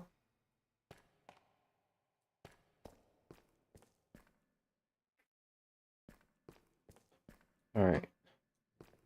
What I'm gonna do next is get some stairs in here.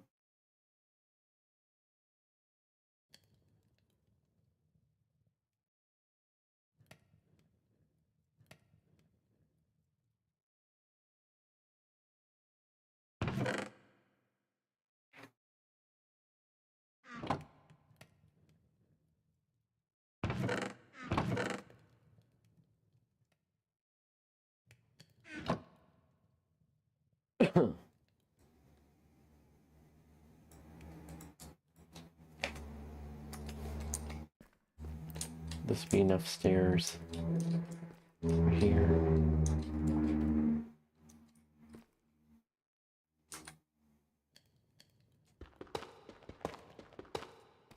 What I'm gonna do is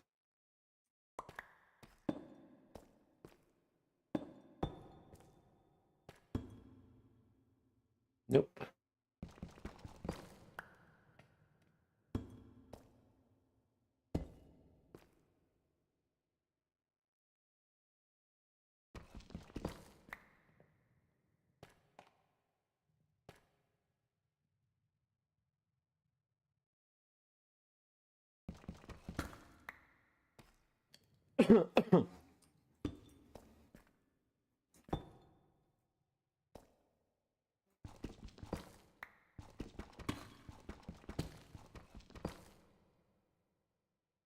Alright.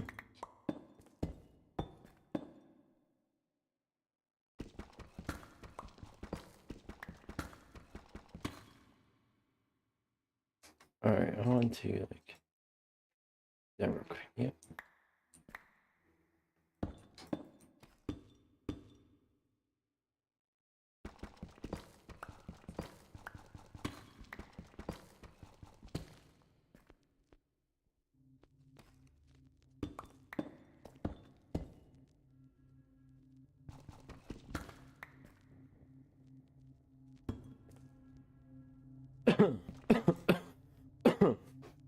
Bye bye. Okay.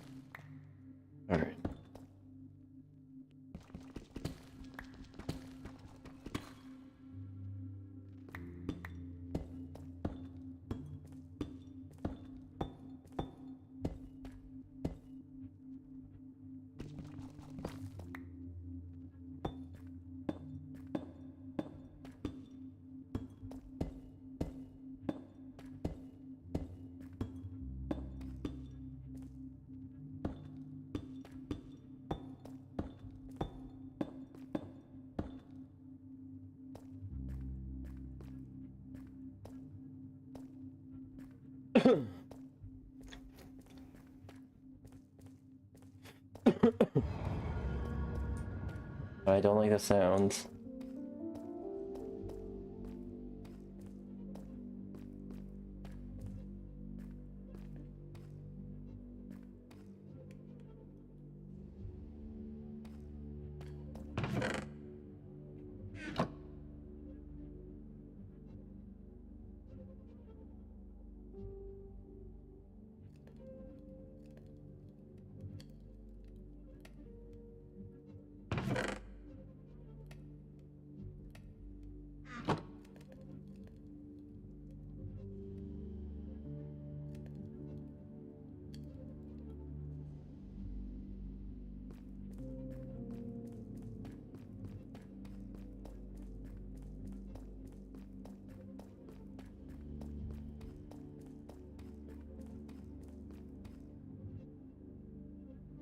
Real.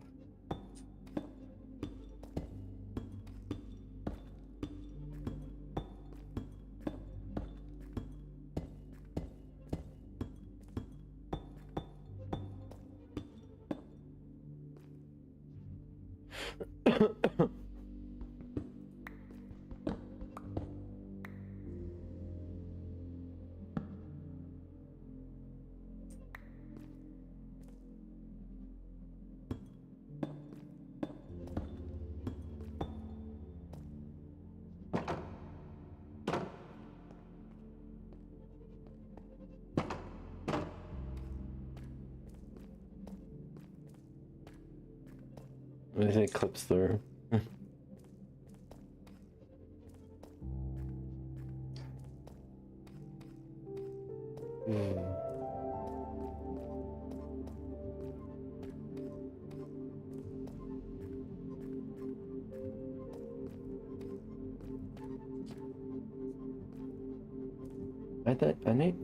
I need this.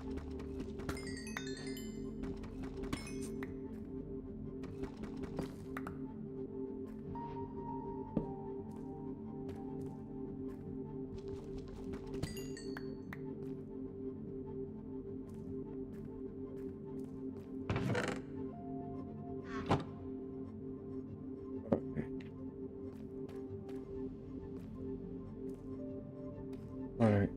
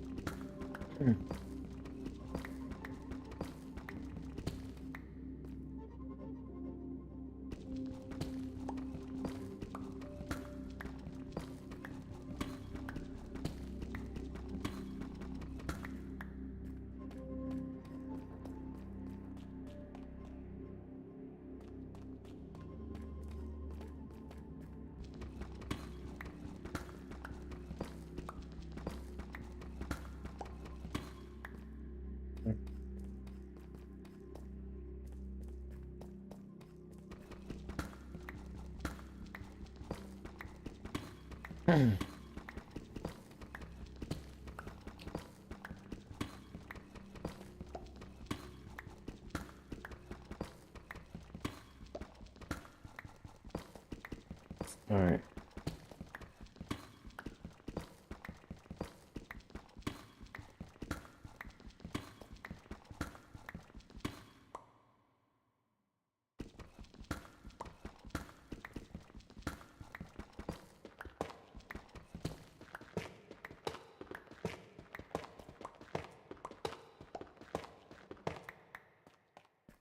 Did not get anything from this one. Alright, chat. Let's see here. How about this one? Ooh. Nice.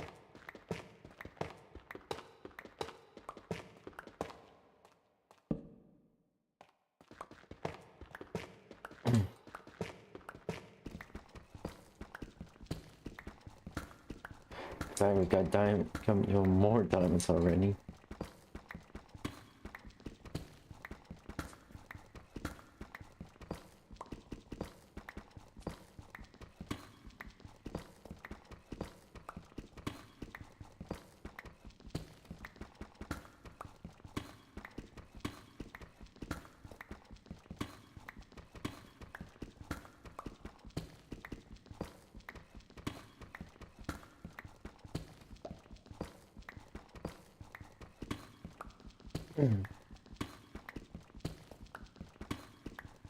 Oh.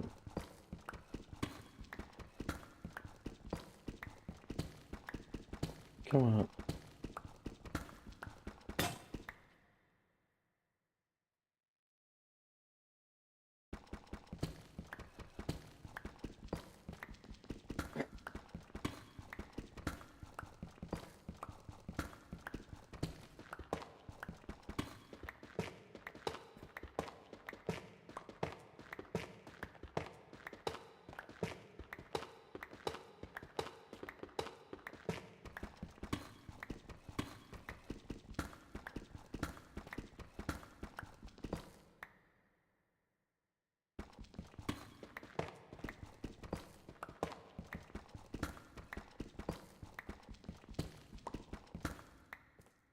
If you're not getting anything more than that.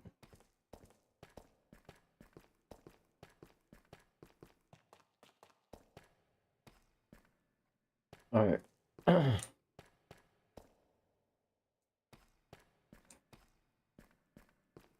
We're running pickaxes will make more. Right now, our main focus is kind of like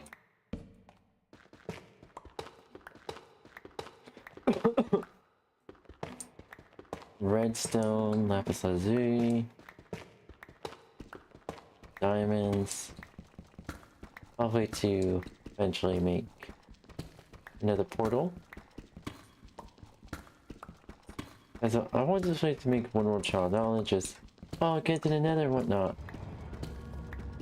I need to have an animal farm, whatnot.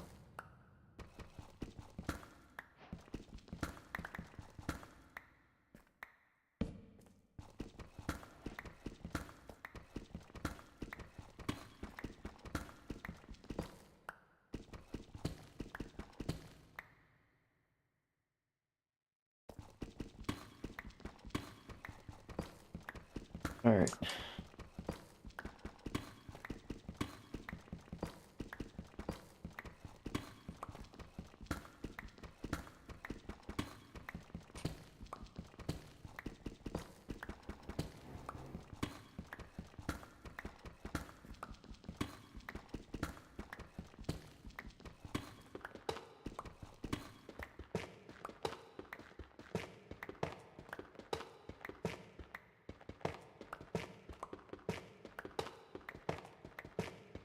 Alright.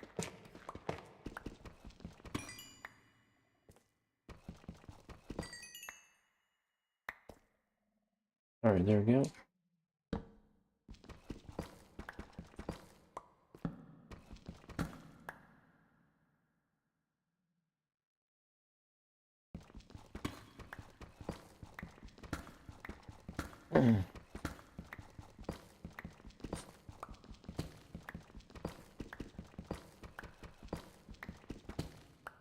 Oh, we got a bunch. We got a bunch of redstone.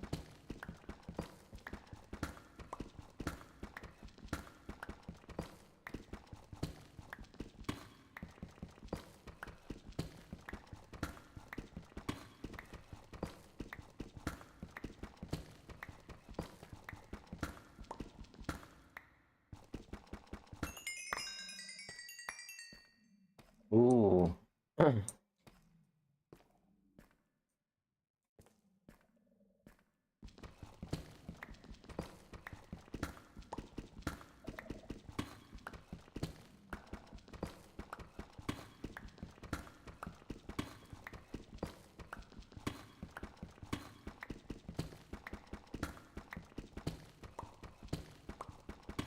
There's like an ancient city right here.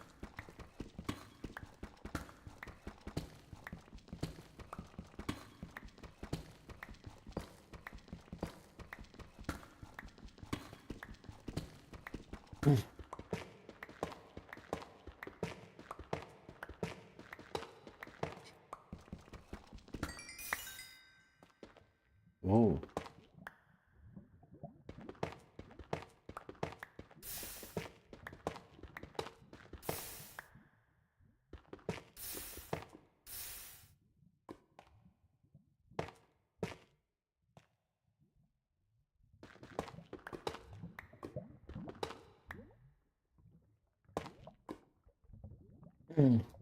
Don't mess with that.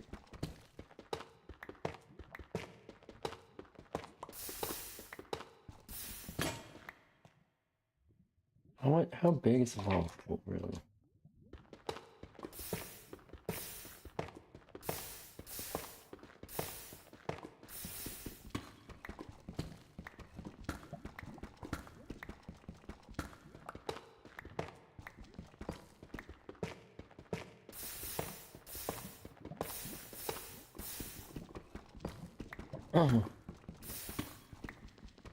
This is opening up to a cave?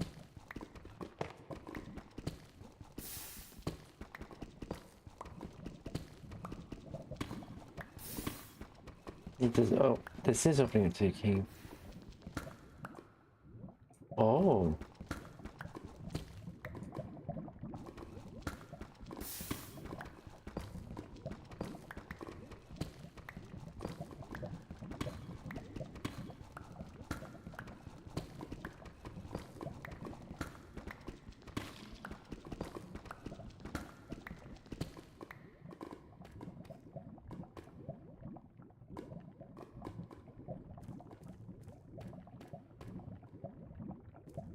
There's somewhat of a cave, I think it's like a mini lava pool kind of thing.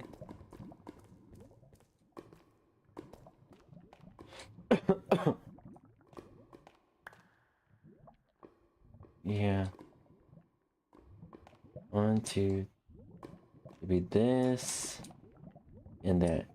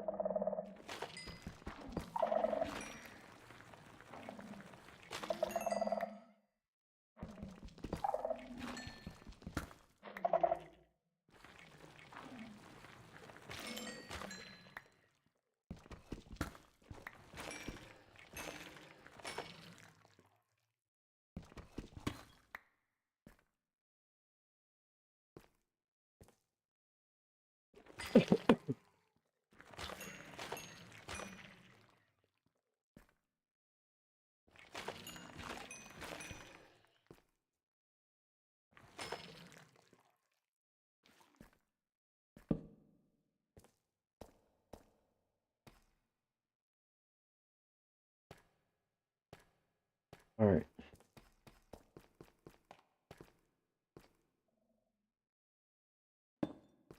Interesting.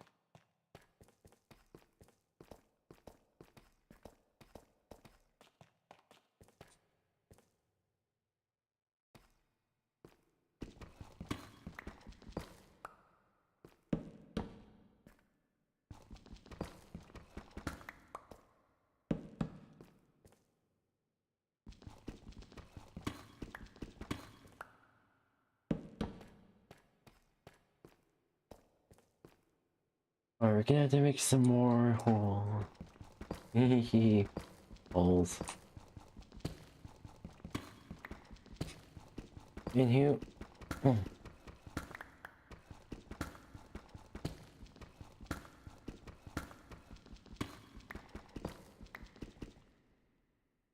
What the fuck happened to my mouse?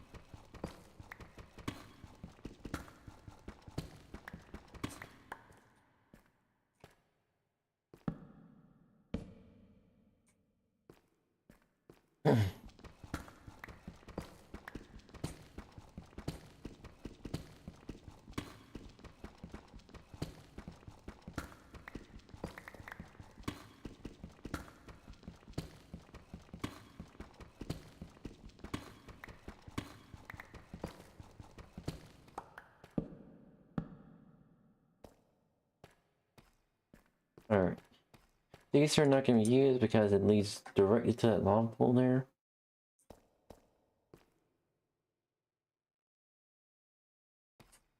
Plus, we got 14 diamonds, which... Oh, we got 22. Oh, we got enough for a full set. Should we do it? To get full set of diamonds?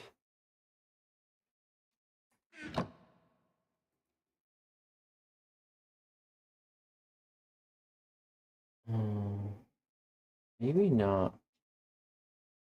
We don't have much.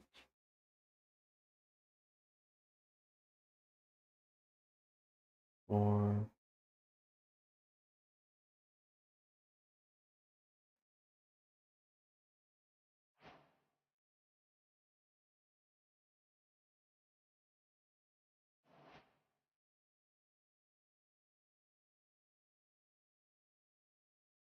we're kind of just one diamond short. Let me see this arm for later. Get them more diamonds. No, let's melt this rock one.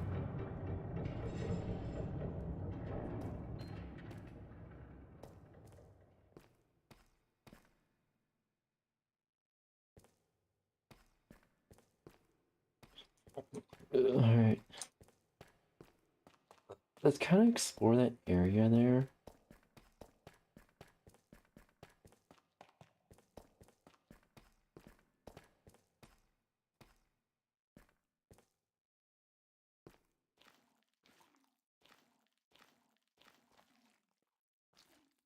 Really small area.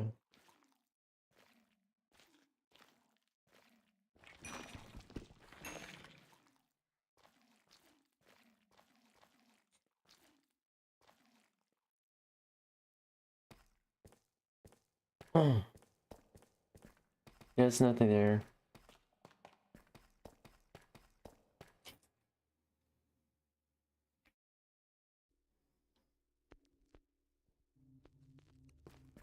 So let me put some stuff in the chest.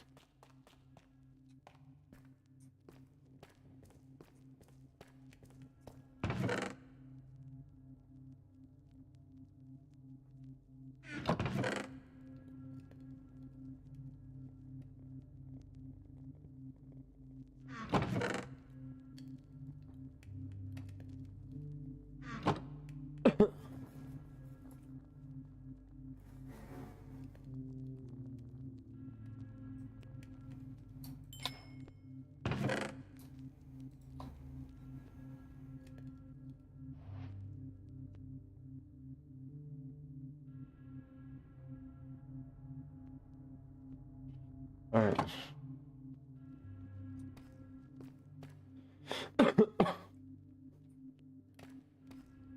I'm probably gonna make some.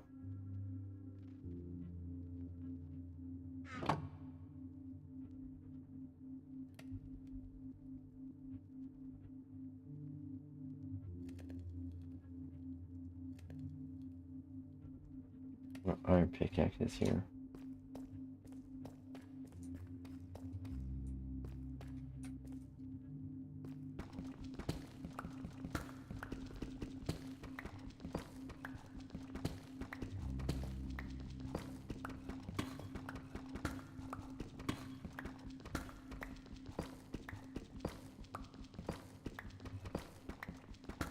All right.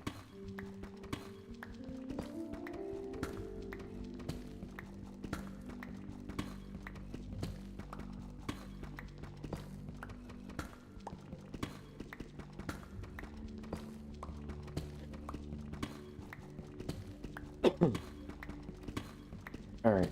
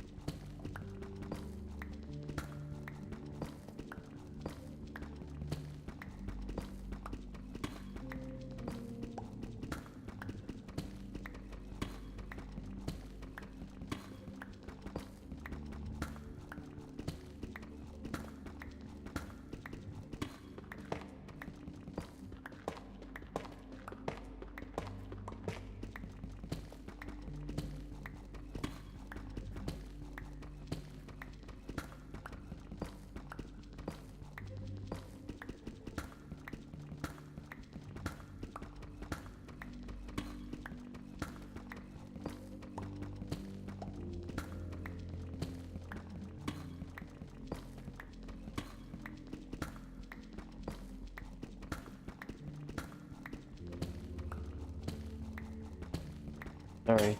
I kind of just zoned out there. I kind of zoned out there for a sec.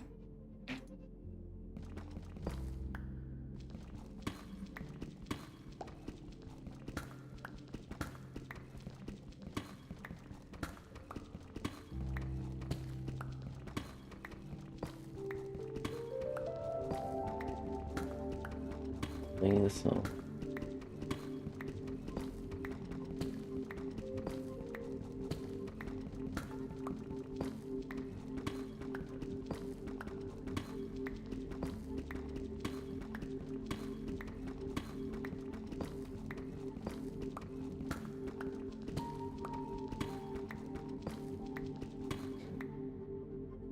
Yeah, we're not getting anything from this one.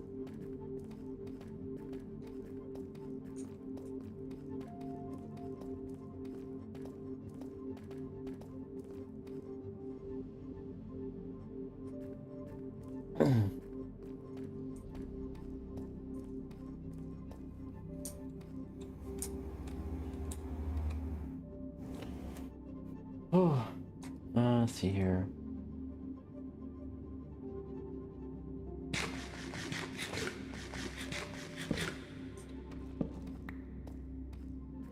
Well, if we can find more diamonds.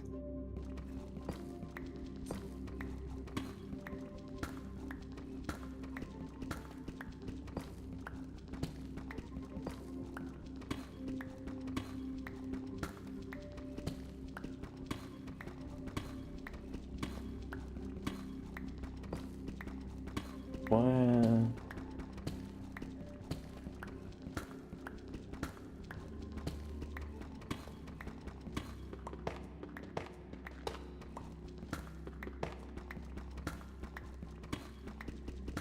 Alright, come on.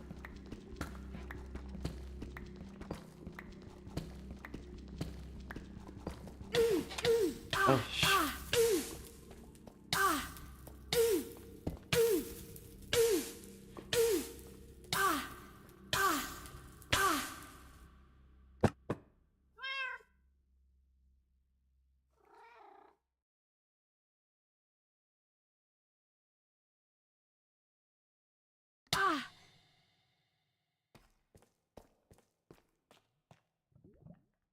alright, so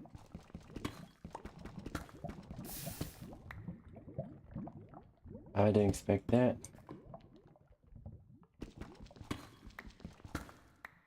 Oh, this is even might be even bigger lava pool. Yeah.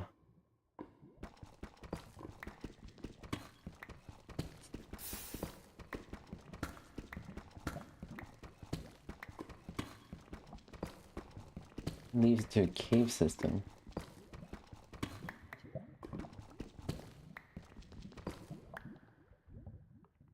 Right? Alright, this might lead into a cave system. We'll see here.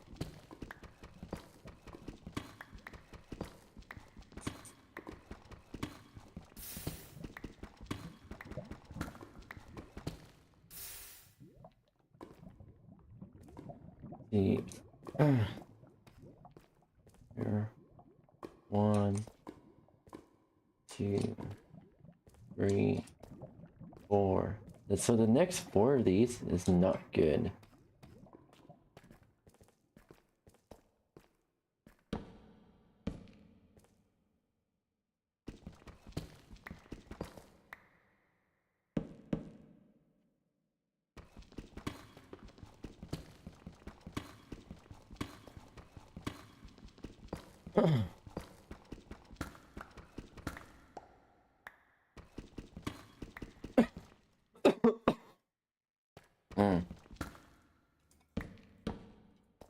You.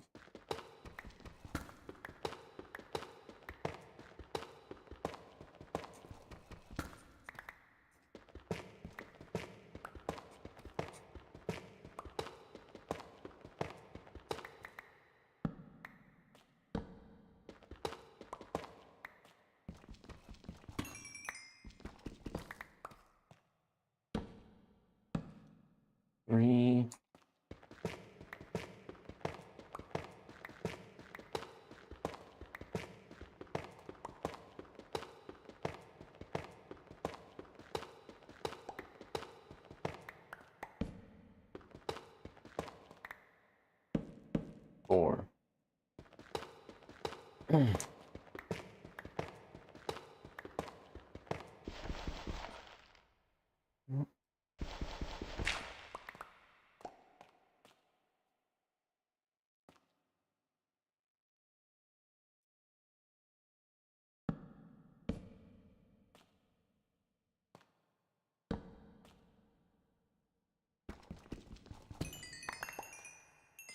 god. 8 vein. Oh. Okay, that's fucking cool.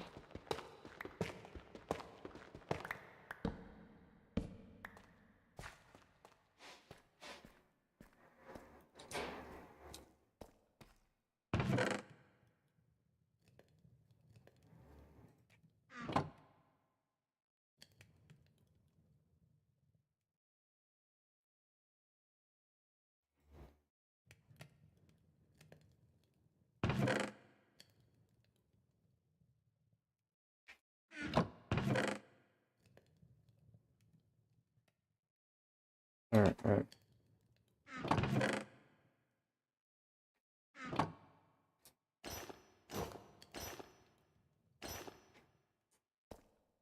Bolt that armor.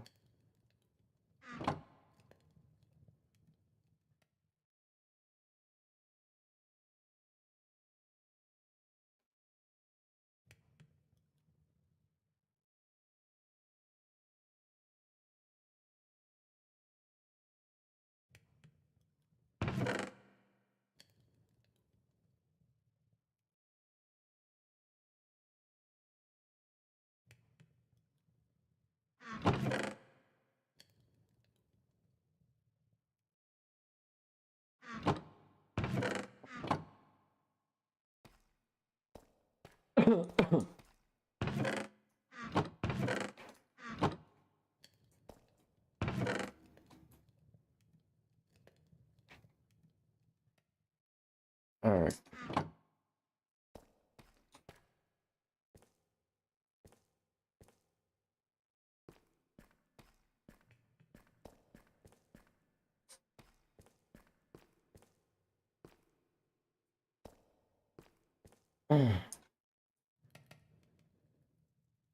Okay.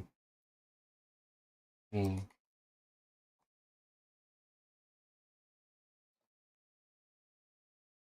Strip mine base.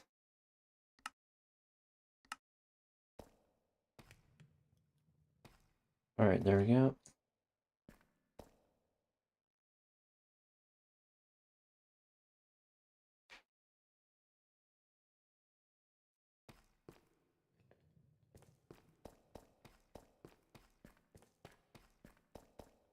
Oh.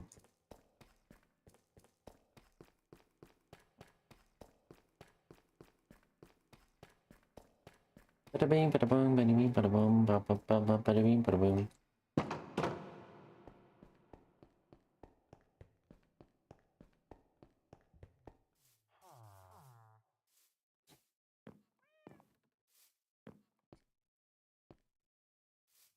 And this is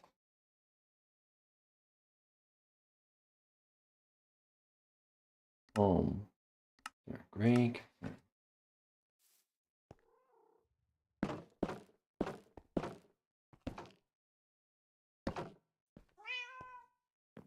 Hi.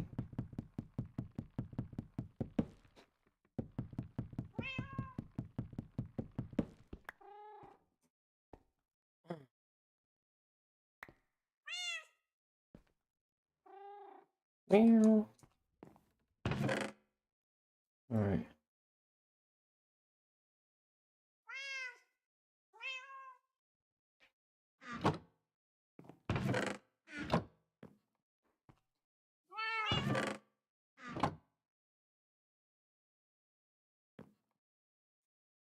Alright, let me go.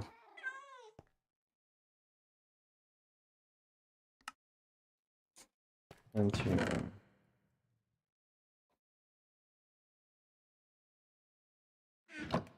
and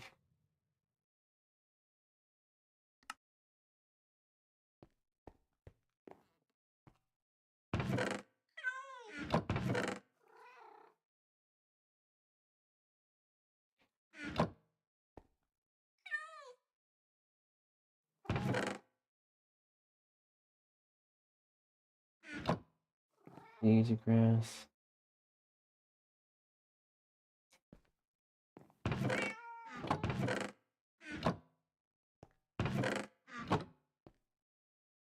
Have our base here.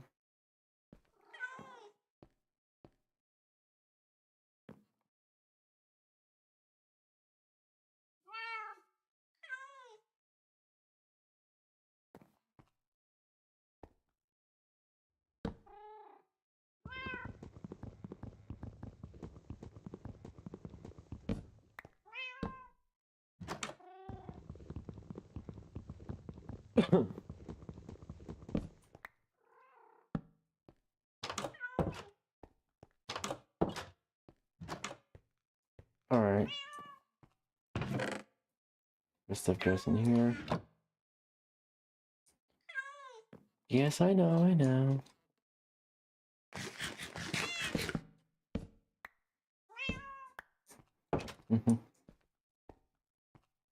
You cutie patooties.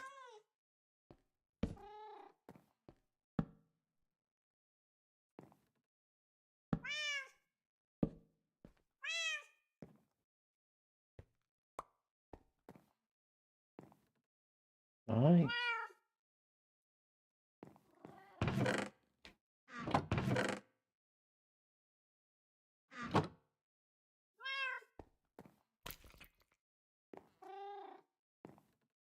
Cutie patooties. Cutie patooties. Alright.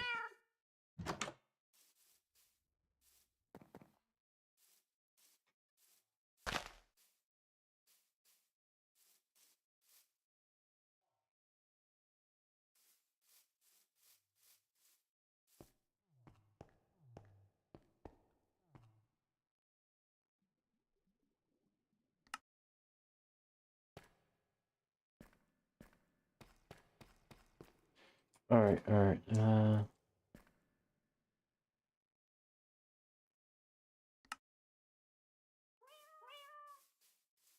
okay, as for next order of business, all I want to do, maybe,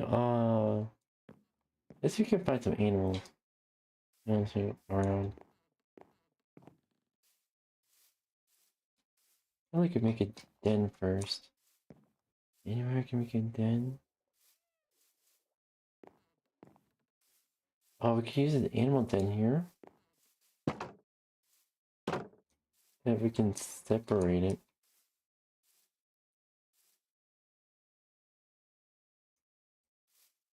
Like a... Can I have like 2 portions here?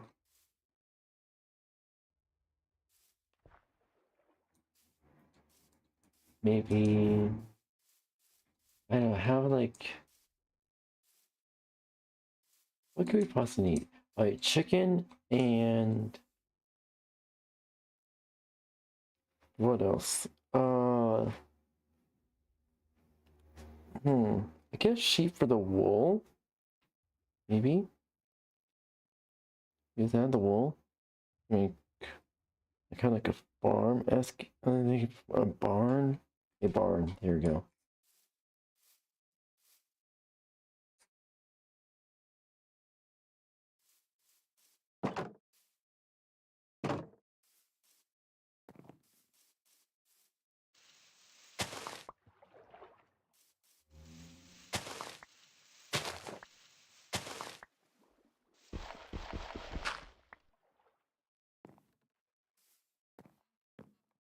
Go home.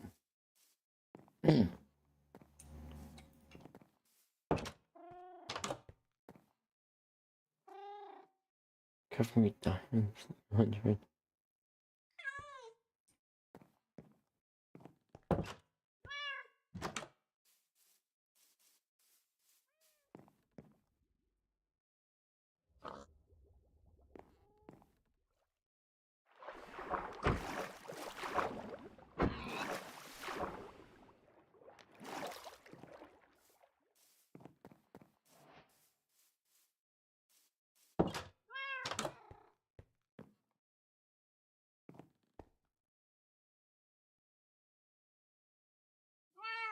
Milker.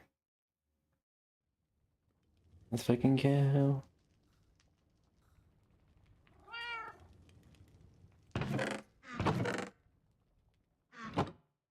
Alright.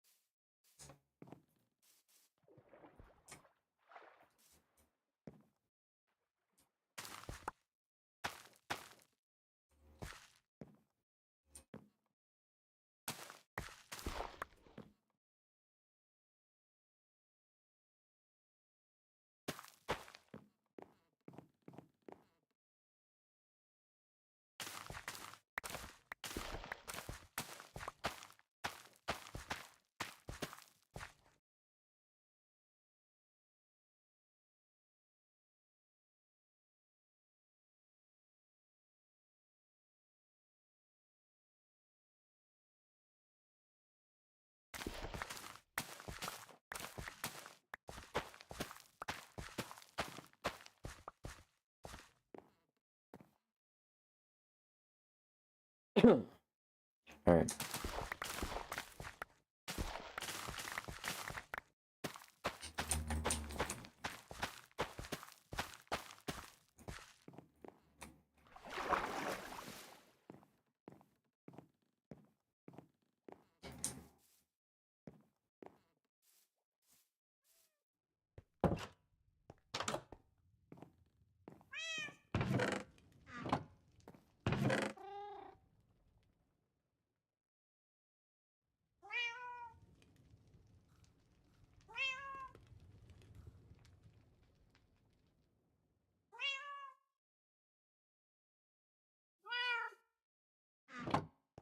Both of them.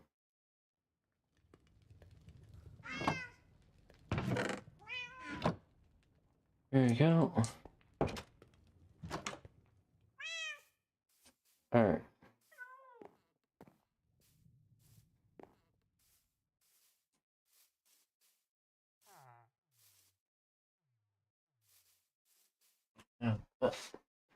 Itchy. Okay, there we go. Okay, so let's just try to hunt down some sheep and some chicken. I kind of want to like make a barn so you can get horses and all that in there. As for this, let's just split this up.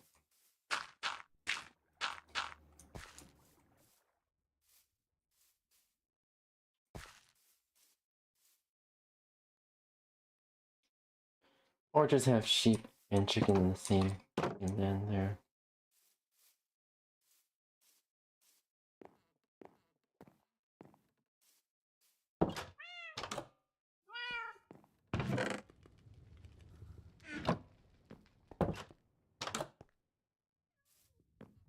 Alright.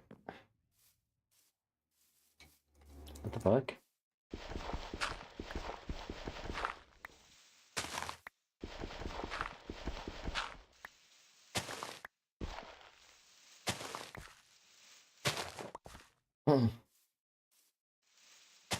There's more here.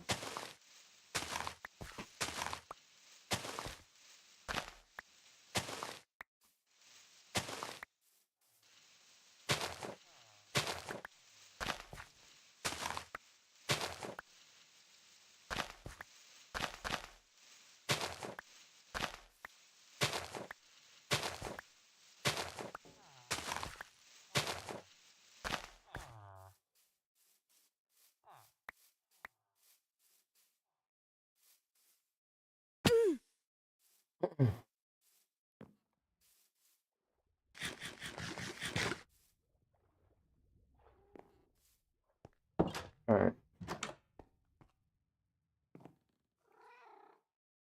Oh, fuck it. Oh boy.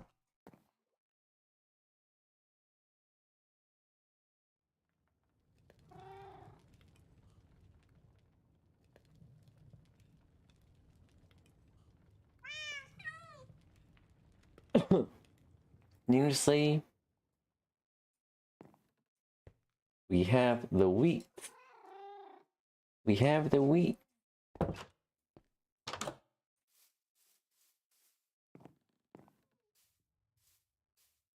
Alright, alright.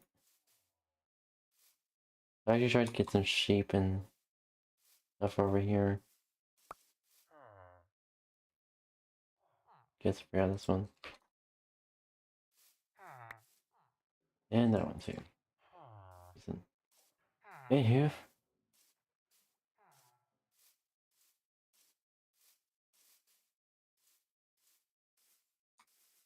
Oh boy.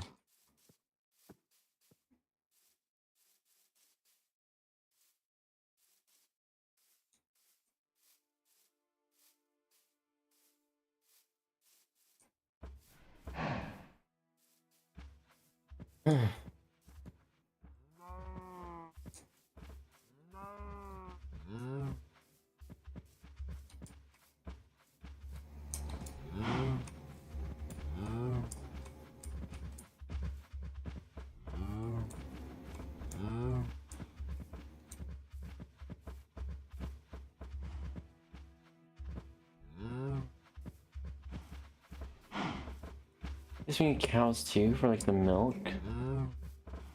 Anything?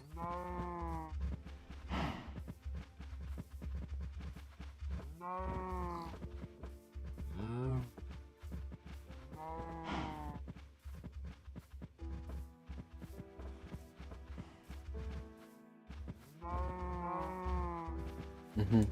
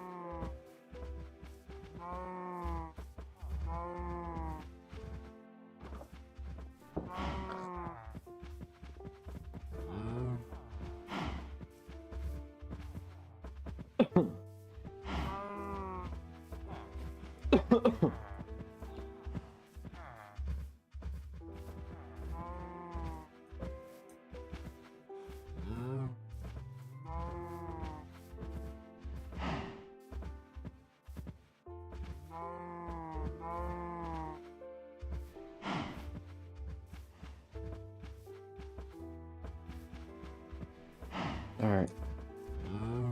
Go on. Go on.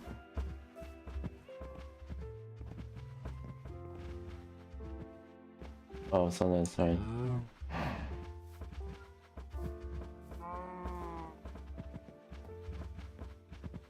Come on. You can do it.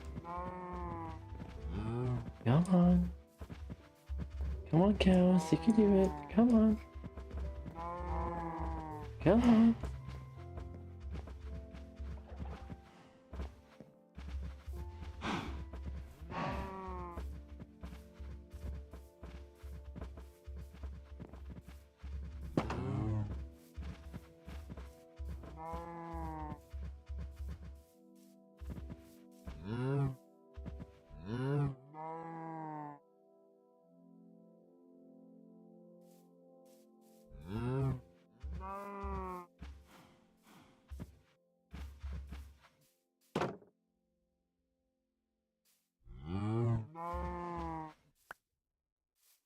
Thank you.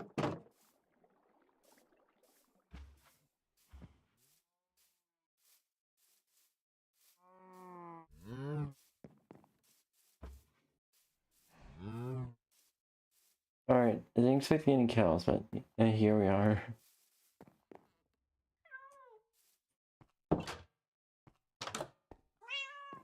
Hi, cutie patooties. Hi.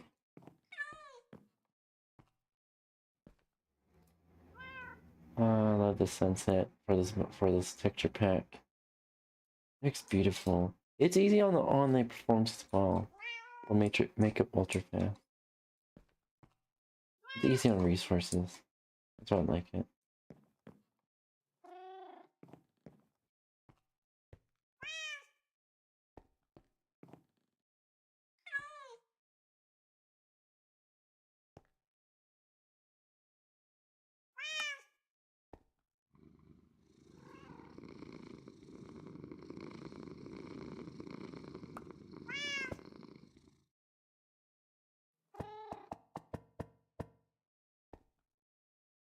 rabbit foot.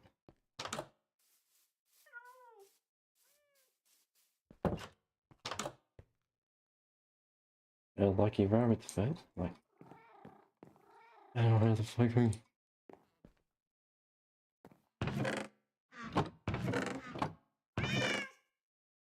Yes, I know.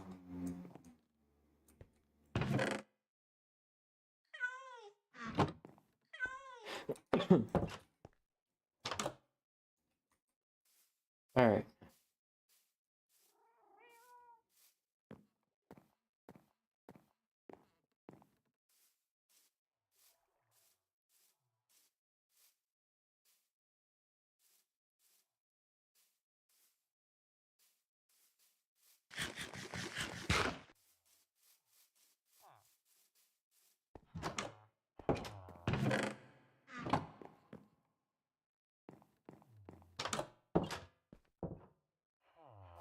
Alright.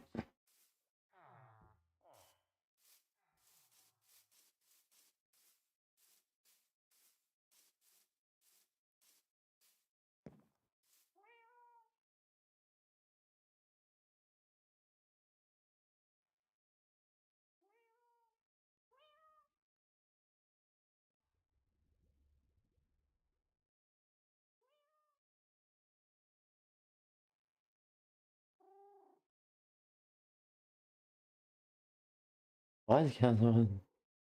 Okay, that's odd. Can you? I just... Oh. Alright. Oh yeah, right there. Alright, so...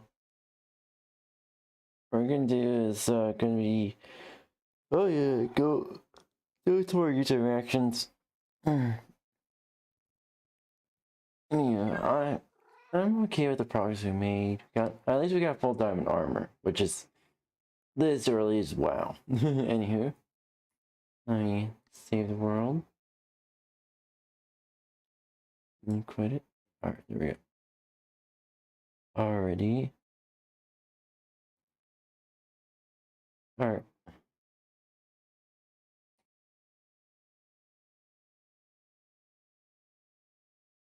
Alright, now allow me to just quickly switch up the actual tag.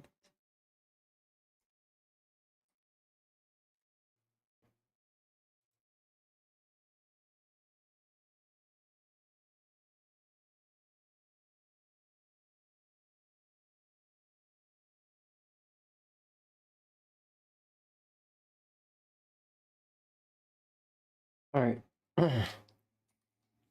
Here we go.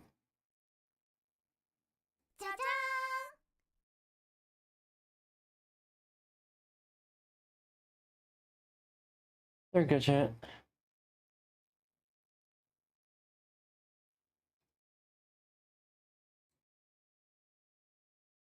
Film theory. Ooh. Two stolen. I never really into Zootopia, so. See, I realized. Worst episode. Okay. Ooh.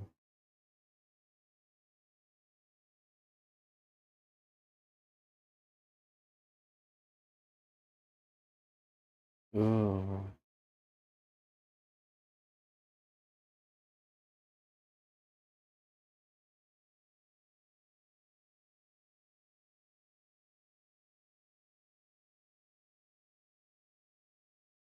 You see this auto dub tag right here? Not tag, but the auto dub what do you call it? No, you see this auto dub tag right here? Never watch it. Never watch these videos auto dub. Do not give YouTube the a point of basically saying, oh, we just auto dubbed this. Yeah, fuck you for that.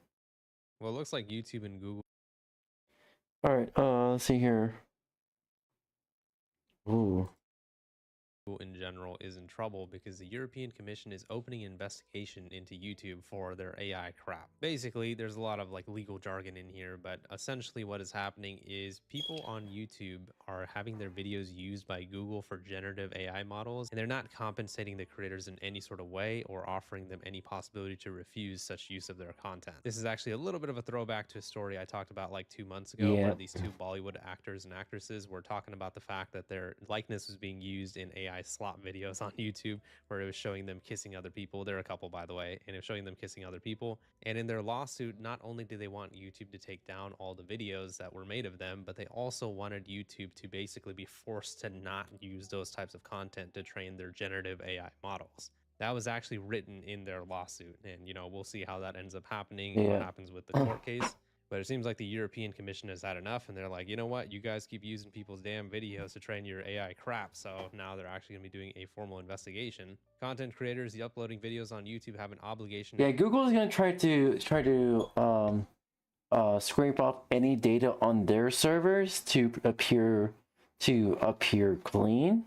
So that's actually like, if they like actually do that, that'll be like tampering evidence, which is actually really bad.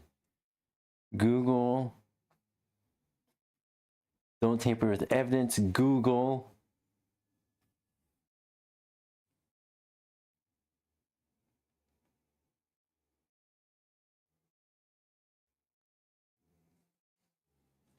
Ba, ba, ba, ba, ba, ba, ba, ba.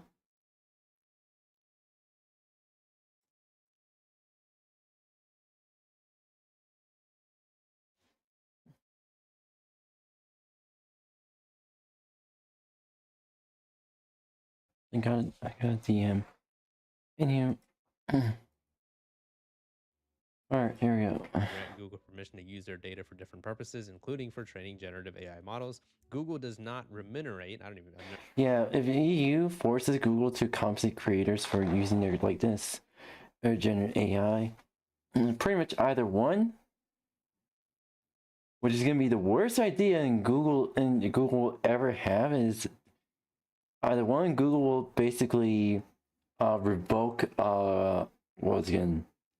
revoke partnership access from the EU, which is actually even more of a shitty move and will pretty much automatically make them lose their case.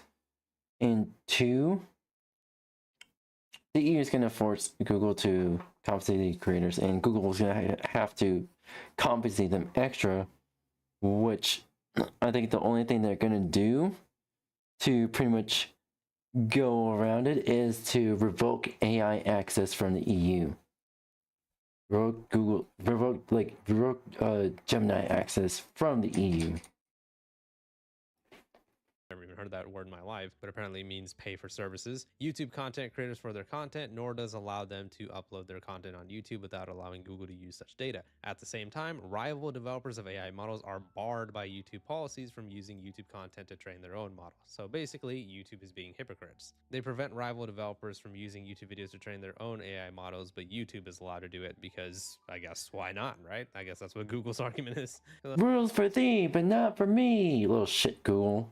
Then they start talking about some articles of the TFEU and all this stuff, and to be honest, I don't know what any of that means. But like I said, Google and YouTube in general is just in trouble for using people's videos to train their AI models. One thing that did kind of confuse me, though, was the fact that the European Commission said that they didn't offer a possibility to refuse such use of their content, like having your videos used to train AI models. But unless I'm mistaken here, I thought YouTube did give us that option. I thought there was an option somewhere in here where you can actually decline on basically allowing them to use your videos to train AI models. Oh yeah, right here. Isn't this it right here? So there's a third-party training section in the advanced settings where it says allow third-party companies to train AI models using my channel content. Obviously, I did not check that, but it says if you select this option, YouTube may share your videos with a third-party company provided that you and all other applicable right holders. Here's the thing. This is auto-selected by default. So you have to manually go in there and deselect it. And even then, Google may secretly just recheck it, reselect it, so they can use it, which is actually like pretty shitty Google to do.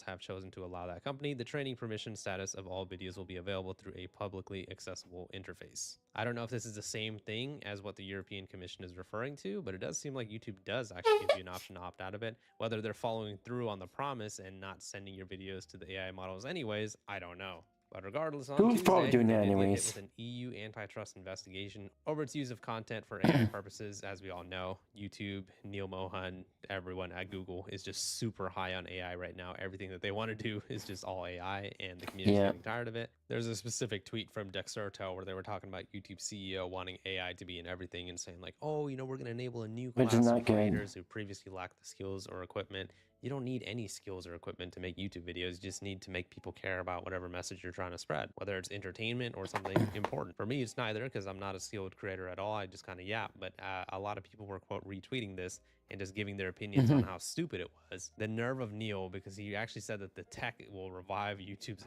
early era of enthusiastic amateurs. Ah, yes, you know, that early era of YouTube when people would sit in their rooms and film on their camera and just do basic little jump cuts and little skits and stuff like that. Yeah, that basically is going to get revived by AI, basically.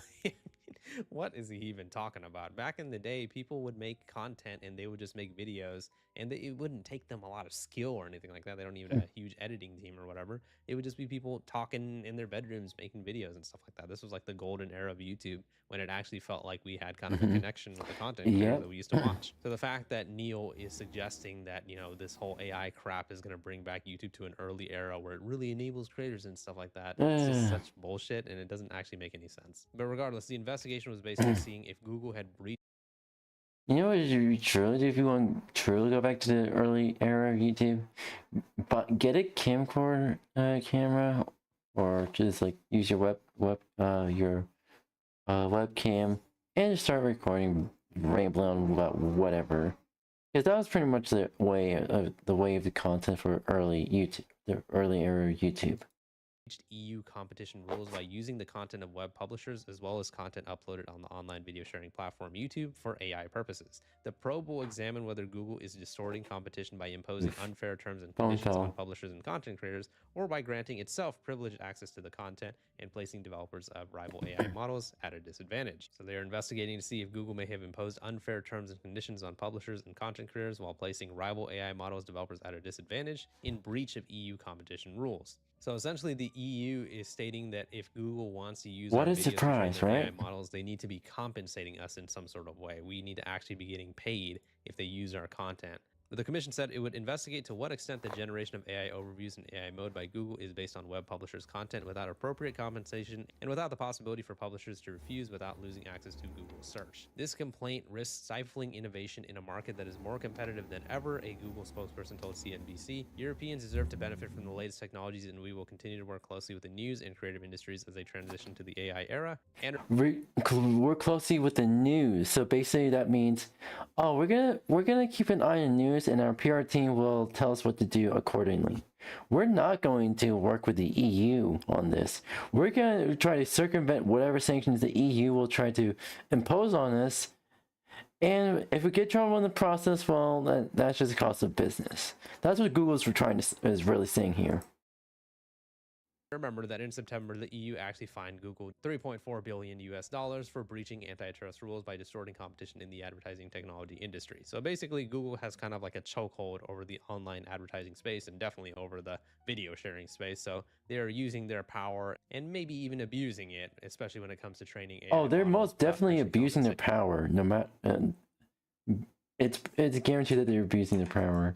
Content creators. But the EU Commission is not just going after YouTube. They also hit Elon Musk's social media app X with a 120 million euro fine. So $140 million on Friday for breaching transparency obligations around its advertising repository and the deceptive design of its blue checkmark. $140 million, not really anything to Twitter, and $3 billion, not really anything to Google. But the point is, if they do keep getting fined like this over and over again, eventually Google and Twitter are going to have to change their ways. But especially Google, I mean, I care about Google and YouTube. You know what you should be doing? Compounding fees. Like doubling and tripling the fees every time Google reoffends. Every time either Google, Twitter, or whatever company actually reoffends and tries to circumvent any sanctions that the EU may impose on them.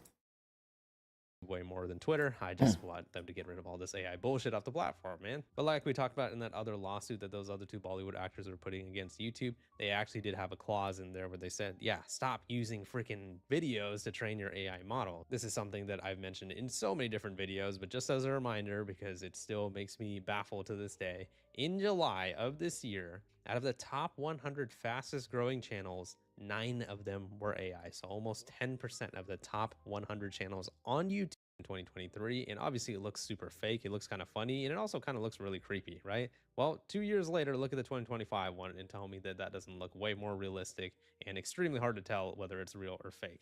I mean, this is where AI is headed right now. And obviously Jesus AI Christ. systems are able to improve by looking at actual real videos, by looking at actual real voices. And it makes the sounds and visuals so much more professional and it looks so much more realistic.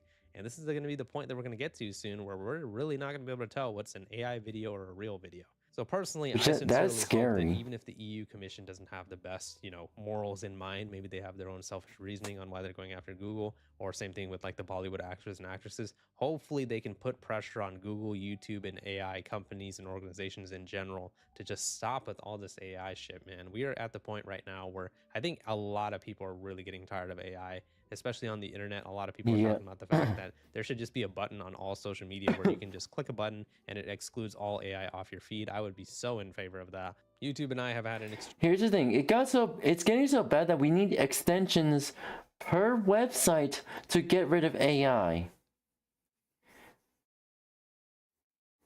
It's gone that bad.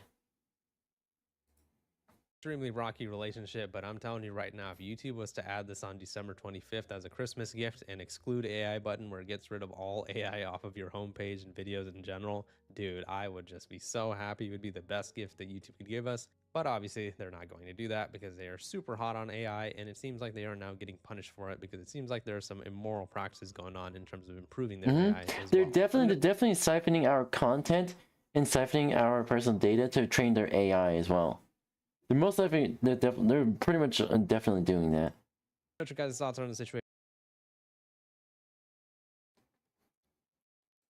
The gacha gaming industry might be one of the most confounding genres across the video game.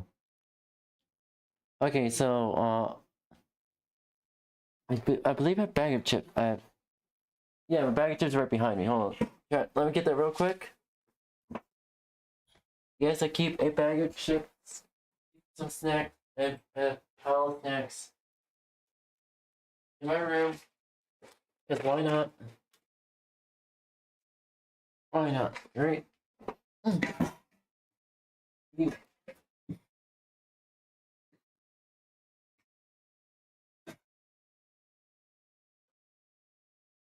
I'm like, I keep that water bottle, like, not like tight closed, but it's more like, clamp closed, basically. Alright. There you go. Universe. It's a subsect of titles that defy all basic logic in how they operate and what they expect out of their players in relation to what they have to offer. Yet somehow, someway, for some or many inexplicable reasons, it has practically defied all sense of reason and became a multi-billion-dollar force in the gaming industry, dating from those tiny microtransaction-infested games during the early years of the smartphone to household titles whose influence on the market extends far beyond just the game itself. Amidst all of that, however, almost every gacha game is plagued by many a negative stigma, which, having been a gacha player for over 10 years now, from my point of view, it's only exacerbated over the years. Endless monotony and surface-level gameplay experience that, by the standards of literally any other genre, would have them rank among the abject worst games to play. Gachas are truly a freak of nature in regards to how successful they are. Today's video will be a drastic departure from my usual content as it doesn't pertain to any of the 3 games I cover on the channel specifically. Instead of just Genshin, Honkai Star Rail, Wuthering Waves, or really any mainstream gachas, I want to talk about gacha gaming as a whole and highlight just how festering an issue this is. I am aware of how fortunate I am to have the privilege of being able to use gacha games as a way to make a living, and by no means am I saying they're completely irredeemable, but as a discussion creator, I feel like this is something I should have made a long time ago. It's a concept that I imagine everyone's subconsciously aware of, the notion of the endless gacha gaming addiction.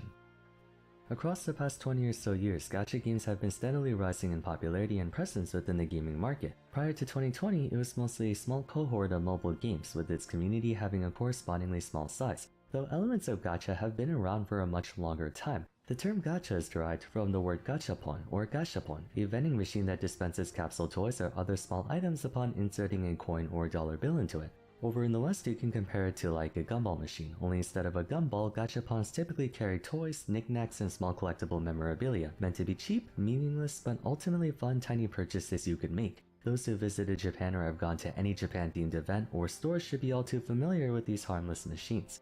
At its core, that's what they were supposed to be, harmless machines with a cute toy or sticker or whatever you could play with at the cost of usually a quarter or a dollar, until you got bored and threw them out or put them into your junk drawer or something. Eventually, as the world entered the digital era, the gachapon business model began to enter video games to varying degrees of influence. My earliest memory of gachapon was growing up playing MapleStory, wherein they literally had gachapon machines in the game that would dispense a random item to you upon purchasing a ticket for, I believe it was like 80 cents to $1. Unsurprisingly, the majority of items were worthless, but there were a few in particular that fetched a pretty penny in the player-to-player market, not unlike how gacha games operate today.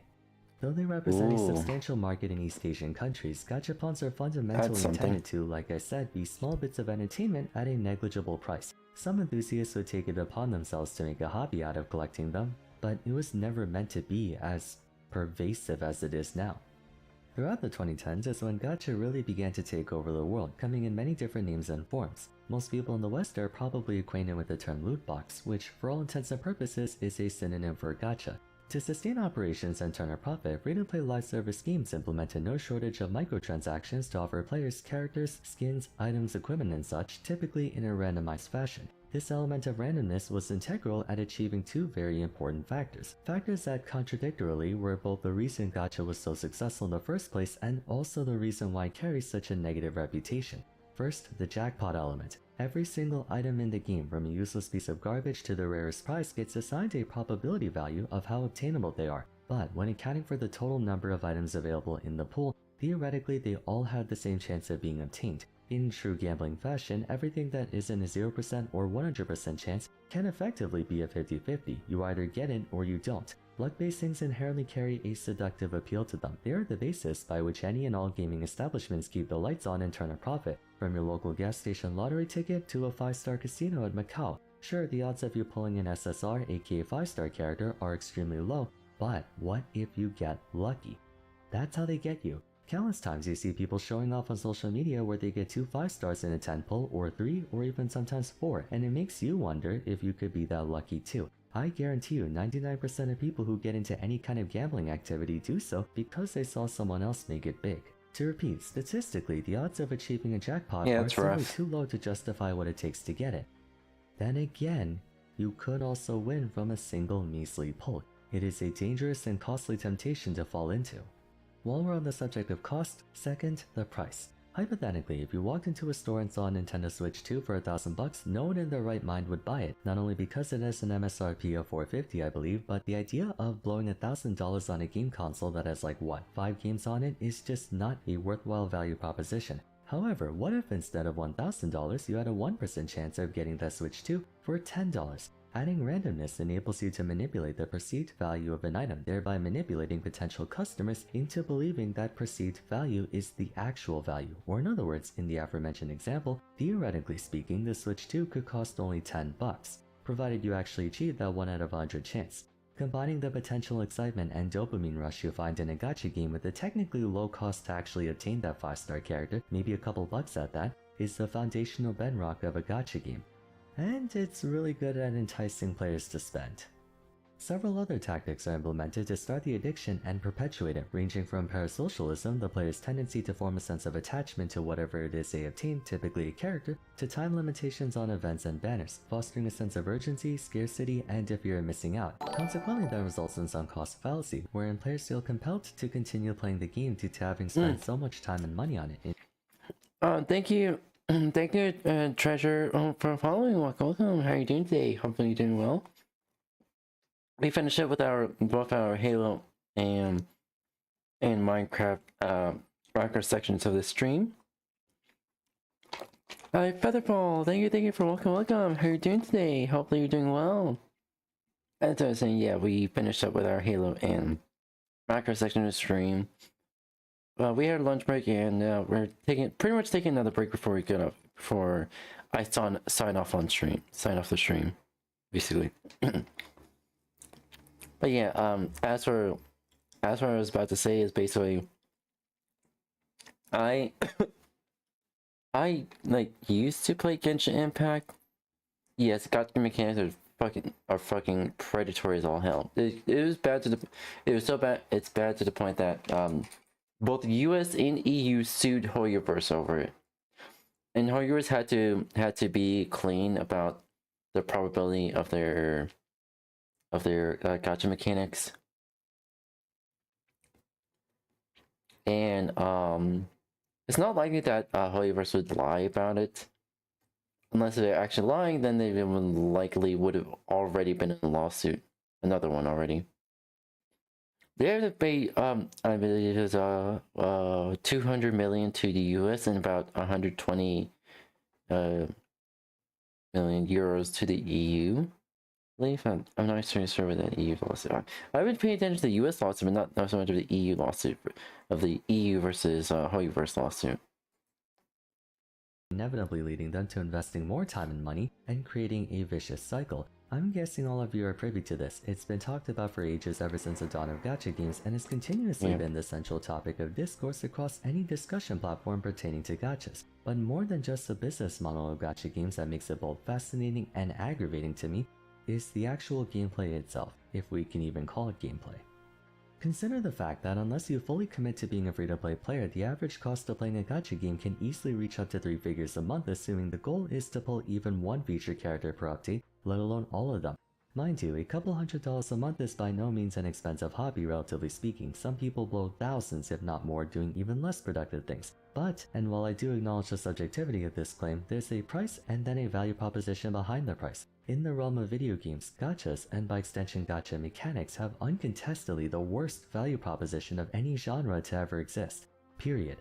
Using Genshin Impact as an example because it's the biggest, funnily enough, it actually happens to be one of the better gachas out there if we evaluate it strictly on the basis of what's available for free. Copious amounts of exploration and questing available if you're a day one player, assuming you're not concerned about progression. But when talking about what's available once exploration is exhausted, there really just isn't a whole lot to do on a daily basis. Your everyday routine consists of doing your commissions, redispatching your expeditions, burning through your day's supply of resin, obtaining artifacts, of which only maybe 1 out of every 100 will genuinely lead into anything new, collect your teapot realm currency, and that's about it. You accomplish everything you can possibly do within, at most, 10 minutes. On occasion, you might be able to find more to do with your time if, say, there's a new event going on, but typically said events offer nothing more than tedious busy work to reward you with a handful of materials that you probably already have a lifetime supply of if you've been playing for a long time. Beyond that, a paltry amount of premium currency. Perhaps in a flagship event there might be an occasional decent event weapon, or maybe a skin, but that happens at most like what, once every other month? Now what is there to offer in terms of actual challenge, the source of your motivation to gear up your units and progress them in the first place? A list of rotating endgame modes that often can only be comfortably completed by having a large amount of 5-star characters. As a reminder, the 5-star units in question can cost multiple hundreds of dollars to obtain and then even more hundreds of dollars to pull their weapon. Considering the bulk of the game's experience is placed on characters, leaving them behind a paywall essentially makes it so if you don't spend money on the game, you're barred from an entire portion of the game. It would be the same as playing through, for example, a Pokemon game, but you only have access to like 10 out of the 100 plus Pokemon available in the region. Technically, you can run the game in its entirety from start to finish, but being left out of the option to expand your roster with more units is a very mechanism that which gacha games depend on to entice players to spend money. I'm not saying to enjoy a gacha game you have to pull for every single character. What I am saying is that for how little meaningful substance a game has to offer at base, the only way for you to expand on that is by pulling for the characters. Once exhausting all the one-time completion stuff, the core experience, in particular the daily experience, devolves into tedious busy work day in and day out, much of which does very little to actually progress you through the game in a substantial way. What sets apart a daily grind in a gacha game from, say, a daily grind in an MMO is that the game's essential experience is within the game, not the gacha part. In any half-decent free-to-play MMO, 95% of the experience is in the base game itself. The actual gacha/monetization part represents maybe only 5% of the game, if that. But for a gacha game, no more than maybe 60% of the experience is the base game, the other 40% is in the gacha. The base game is so superficially inadequate that the only way to make it entertaining is by changing how you play the game, trying out a new character for instance. The problem is that those characters cost a shitload of money. At the same time, because of how little physical time you're required to actually spend on the game, it makes a gacha game easy to keep in your back pocket. The average gamer might feel intimidated by the sheer time commitment expected from them if they choose to enter an MMO or even a fixed playthrough game. Not that I blame them, the more modern ones can take upwards of 300 hours to complete. Unlike them, however, the premise of a gacha game only needing 10 minutes or less to complete your dailies and stuff makes it a lot more accessible, which in turn draws a broader audience of gamers, casual and sweaty tryhard alike. That too presents an insidious method for gachas to be an everyday component of your routine, which initially may feel nice. You get to enjoy the game during brief moments of respite, such as commuting to and from work, or in between classes, during lunch, what have you. On the other hand, such a small day-to-day time commitment can still add up over the long run, and the more you're exposed to that, the more likely it is that a player will, if they have the wherewithal, continue to spend on the game, a game that quite literally and objectively does not provide an experience worth even $20 a month to play, let alone the however many hundreds to potentially thousands a player might spend in every new version. Furthermore, a smaller commitment also makes it easy for a player to pull a buy now pay later moment. Just as the whole luck basis of gacha tricks people into thinking a character can potentially be cheaper than they pragmatically are, the small daily routine makes it easier for people to think a gacha game doesn't really sap your time away as much as it actually does. It's easy to run through one gacha game's dailies, so you pick up another gacha game. That's what happened when Honkai Star Rail for many Genshin players. They picked up HSR to kill time while they waited for Genshin to update. But then they ended up being committed to both of them, and then they picked up Wuthering Waves or Zenless Zone Zero, and then they picked up Love in Deep Space, Pokemon TCG Pocket, Uma Musume, Ethereal Restart, Infinity Nikki, Chaos Zero Nightmare, Blue Archive, Reverse 1999, Epic 7, Limbus Company, whatever gacha game that comes out month after month. Maybe one gacha's dailies might not be too time consuming, but when you have 3, 4, 5, 6, 7, then it does become a time commitment. All the while, each gacha game has their own time-limited things, characters you'll be pressured to pull for, surface-level events that for the most part feel like tedious work to get very little rewards, and ultimately more things you have to maintain. People feel discouraged to quit gacha games due to sunk cost fallacy and the fear of missing out, but at the same time, because gacha games are so easy to pick up and play. Partially it's fear of missing out. Also, the second half of it, the other part of it is their emotional attachment to the not only gacha game, but the progress they made inside the gacha game, and they don't want to feel like they lose all their progress. And so accessible to play in that you can play them at any time you go on your phone for like 10 minutes, it's easy to pick up another game and then another game and then another. After a certain point, playing a gacha feels less like playing a game and more like a daily chore you have to do, because in my opinion that's what gacha games are. By the standards of most other games, gachas are terrible. If you compare a gacha to like an actual video game, Minecraft, Persona 5, Hollow Knight, Hearthstone, GTA 5, Smash Ultimate, Red Dead Redemption 2, Skyrim, Animal Crossing, just to name a few, these titles offer way more substance to them. Much more replayability, much more customization, much more combat scenarios, much more activity and grinding. While it's true a number of them might cost money to play, but when people compare for example Genshin to Breath of the Wild, I never facepalmed so hard in my life. There is way more to do in the latter than in the former. Matter of fact, that's one of the reasons why people are so disappointed in Genshin. Hot take, but Genshin would have been 10 times better if it was a standalone game or an MMORPG and not a gacha game.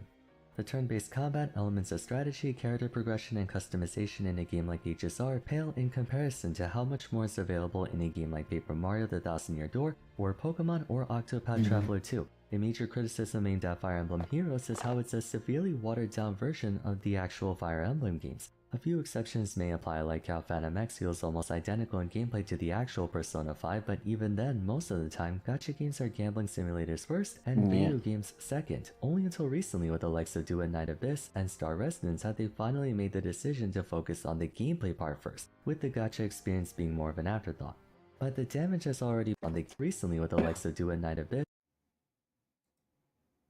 and simulators first and video games second, only until recently with the likes of Do It Night Abyss and Star Residence had they finally made the decision to focus on the gameplay part first, with the gacha experience being more of an afterthought.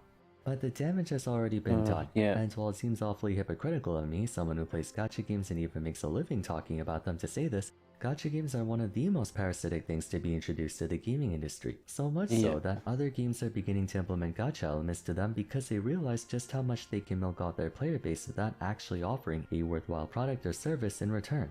Minecraft can be worth $100 and I would still pay for it because that game has an endless stream of stuff you can do. Not a single gacha game to this day offers a gameplay experience just...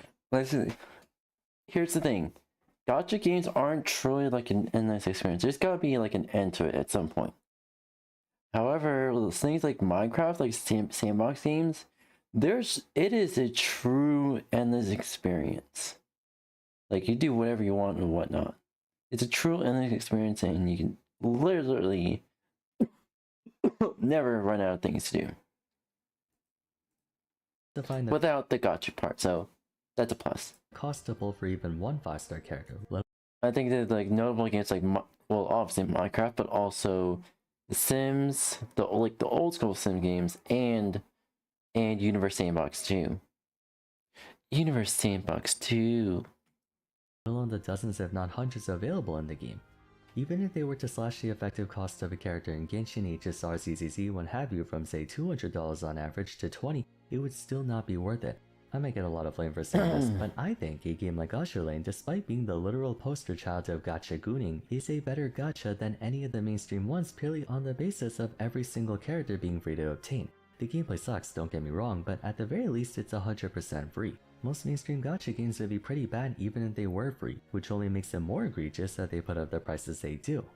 Gachapon in its entirety was originally intended to be a small thing, a small purchase, a small amount of time you spend before continuing about your day. Gacha games, however, took what was supposed to be a small thing and made it into an entire experience. An experience that, like I said countless times throughout the video, they took a small thing and turned to a goddamn industry. You'd be hard pressed to even call them games.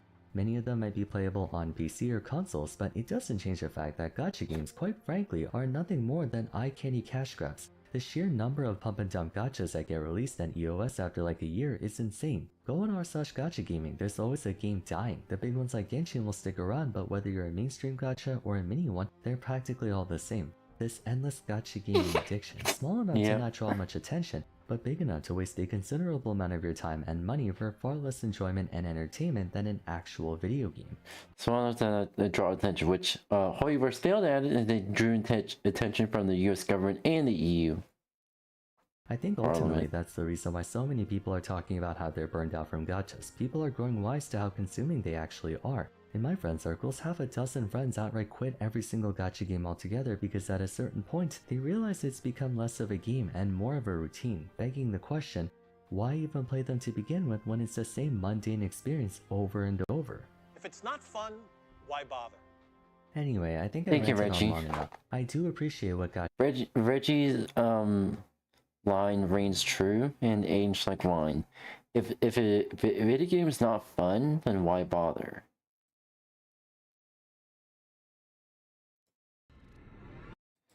Your mom screams your name from the living room. You run downstairs to find her holding a paper. In big letters, it says that it's a lawsuit claiming she owes $150,000 for piracy. You know she didn't do it, and you did low-key just download a really sketchy video editing software last week off of a site that has a pirate ship on it. But how could they tell that it was you, and how'd they find your house address so fast? I spent this last week diving into exactly how people get caught pirating, whether that's watching free shows online, which many of you might do, or even downloading cracked software that typically costs hundreds of dollars to pay for on a monthly basis. Your name's going to be in the public record. You could actually be sued by this company. A gigantic lawsuit that would probably bankrupt. The only way you're going to find out about that is... The advice that I got from real lawyers in this video is an absolute lifesaver, assuming I would ever need it, which I probably won't because I don't pirate. The way it works is so simple. As a matter of fact, I'd even go as far as to call this a money-making glitch because of how easy it is to get people to cough up a few $1,000s from a scary-looking letter that you may or may not ever pursue, especially when you catch them watching videos that are illegal. I have a lot to explain to you. I'll get into that a little bit later. So typically when you're downloading so they don't end up ceding to somebody else just in case their IP address leaks. But if you've noticed, since the files are not coming from google.com or from Microsoft, for instance, and they're being shared across everyone's household computer to everyone else's computer, then you basically have to see everyone else's IP address in this peer-to-peer exchange that's happening. So if you can see his IP and he can see your IP, then so could the people that actually own the copyright, and they're technically called copyright trolls. These people just take a peek inside of the party that's happening where everyone's sharing and downloading. They write down everyone's IP address, they filter it down to whoever they want to sue, whichever countries they have jurisdiction over, and then they get an early discovery from a court, which basically subpoenas the internet service provider that owns the IP address, like WoW, Comcast, or AT&T. They give them a letter saying,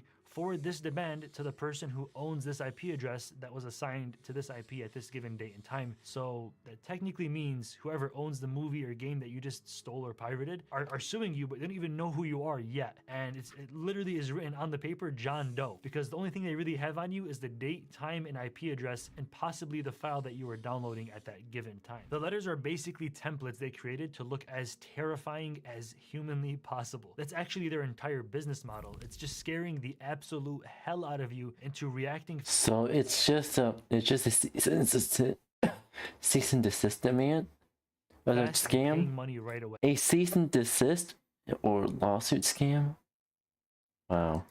$150,000 in damages, your IP address, this date and time, scan this QR code now to pay. Yeah, that is a fucking scam. You do not ever want to scan QR codes, ever. For $2,000, you have 14 days, time is limited, or else we're going to be taking you to court. The reality of it is they're actually just strategically pricing their demand letters right under the amount it would cost you to actually fight them back. If fighting them back, for instance, cost, let's say, $3,000, they'll demand you to pay $2,000. And guess what? Sometimes the best course of action is to actually close your mouth and pay up. But what happens if you don't?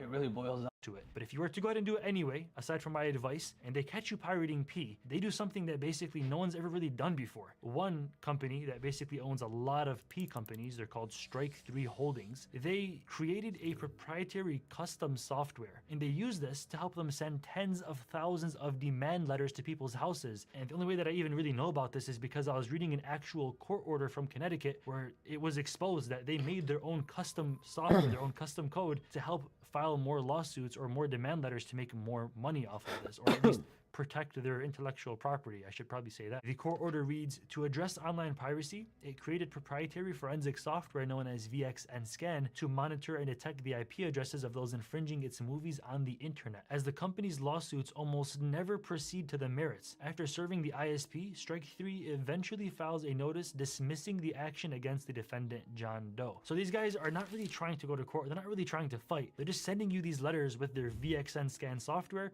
to send out accurately as many as they possibly can, collect their money, and then call it a day. But they don't really want to fight, as far as what I'm reading here. Strike 3 is the one that created the software vxnscan, right? It seems very vague, that software. I can't really learn too much about it online. Is it, by the way, on design, or do you know more about it? Or is it just like some mysterious... The only way you're going to find out about that is digging into a litigation, getting into discovery, getting experts in there, maybe...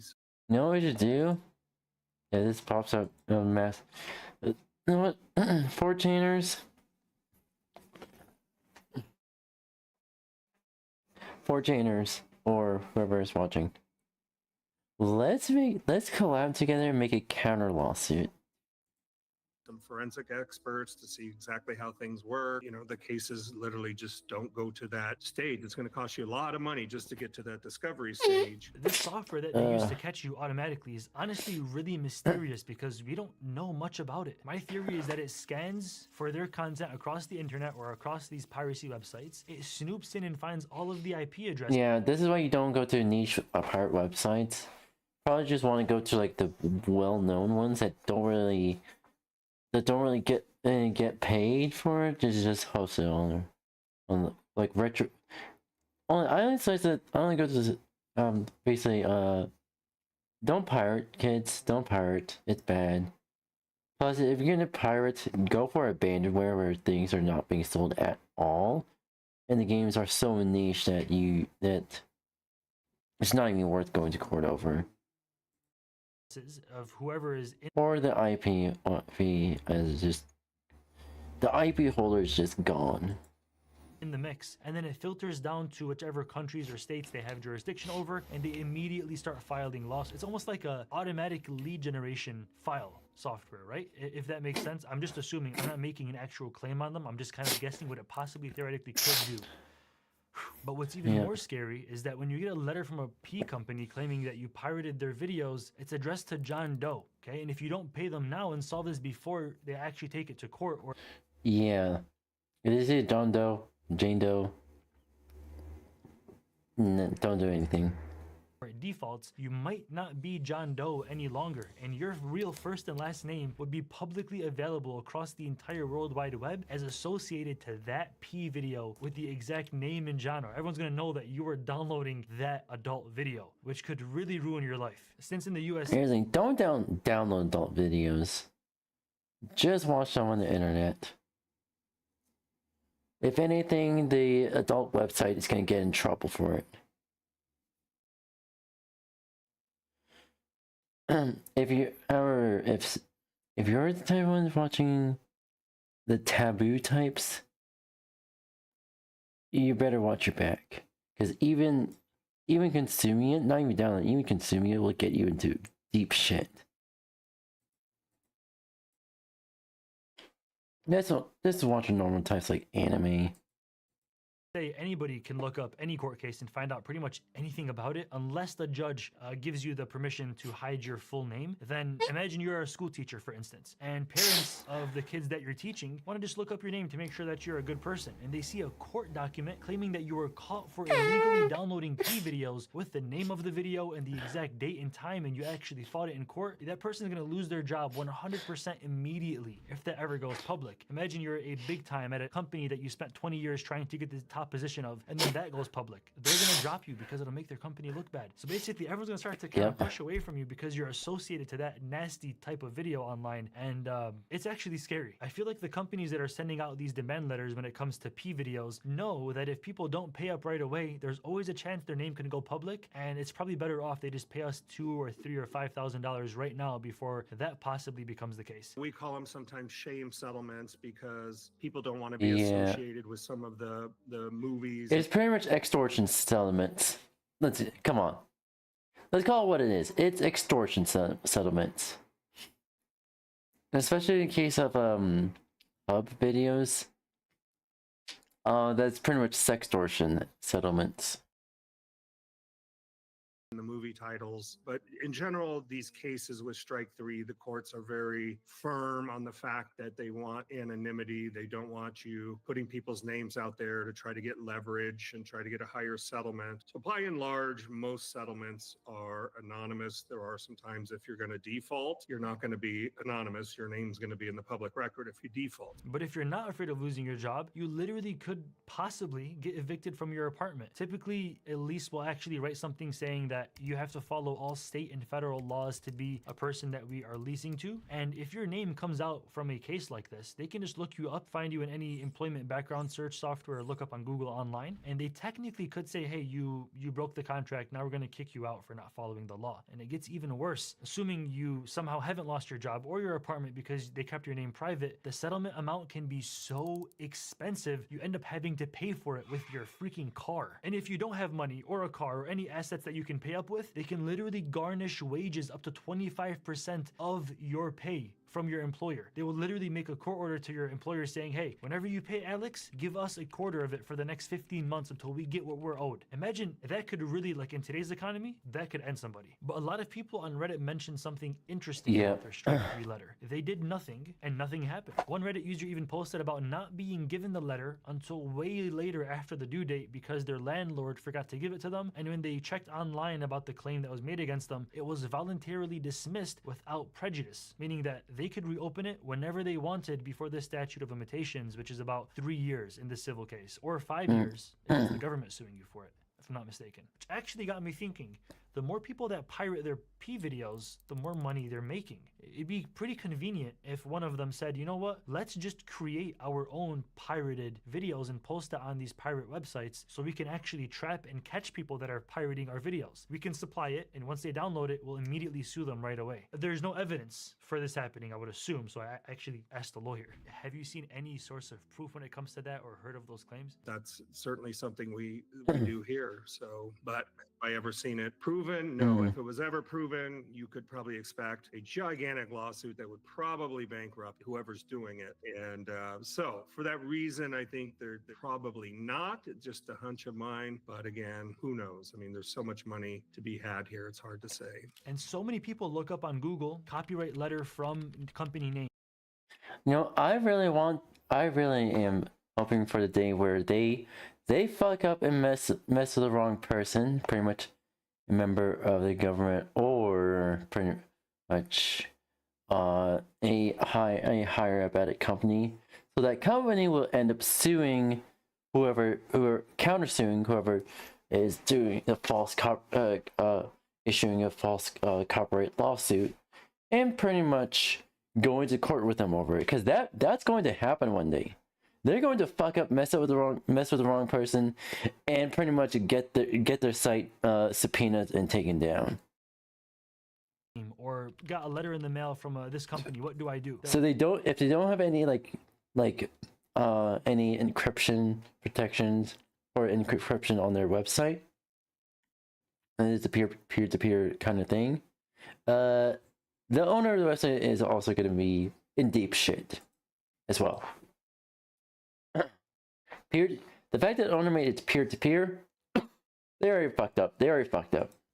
Lawyers actually deep shit. Started setting up SEO optimized websites and Google ads to show up first. This is so that if you ever do get a letter, you can just hire them first to fight the case for you, and of course they get a lot more business that way. They most likely hire a marketing company over $1,000 a month just to handle this for them, and honestly it's really not even that hard.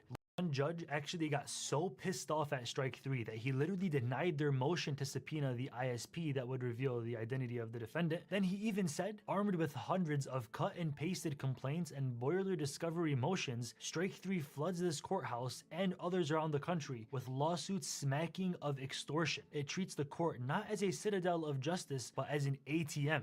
Facts. Its fiend desire for a legal process masks what it really seeks, for the court to oversee a high-tech shakedown. He even said, if a Billy Goat Gruff moves to confront a copyright troll in court, the troll— You know what we need? We need all the governments of the world to fucking find their headquarters and fucking raid them and arrest the owner of that owner of this Strike 3 program. And arrest anyone who is conspiring to pretty much extort the entire goddamn world. They're pretty much trying to extort the entire goddamn world. That's what they're doing. And they don't care if it is a citizen or if it's a fucking president. They will fucking sue whoever. Cuts and runs back under its— I guess they'll think twice and see. No, they're not gonna think twice. If they happen to end up suing the government, that'd be a huge fuck up. Bridge. He's basically saying you guys are little babies. But watch this. Strike 3 has taken an issue with the term troll, asking a Florida district court in 2022 to preclude the defendant from referring to the company as a troll. Hello, how are you doing? Welcome. And on January 18, 2023, Hi, the U.S. District Judge Mary Scriven denied Strike 3's request. Oh my god. Jesus. Another company realized how much money is in this trolling business, and they actually went all in. Their name was Righthaven before they got countersued into nothing. And if you thought Strike 3 was bad, Righthaven's business model was on another level. These guys were like legal Jesus gangsters, Christ. and their strategy was like this. They went up to different news companies.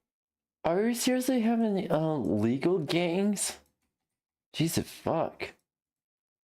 Like the Las Vegas Review Journal, for instance, and they'd say, look, let's make a deal. Let's find people who are reposting your articles on their blogs, and we'll sue them for you and give you a cut of the money. Deal?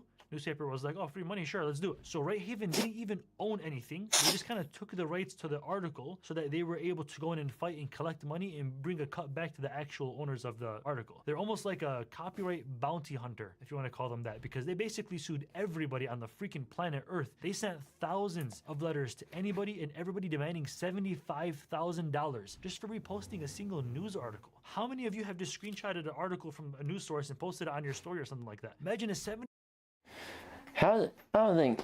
This is why I don't really like because this little shit, I just provide the link, not really reposting it.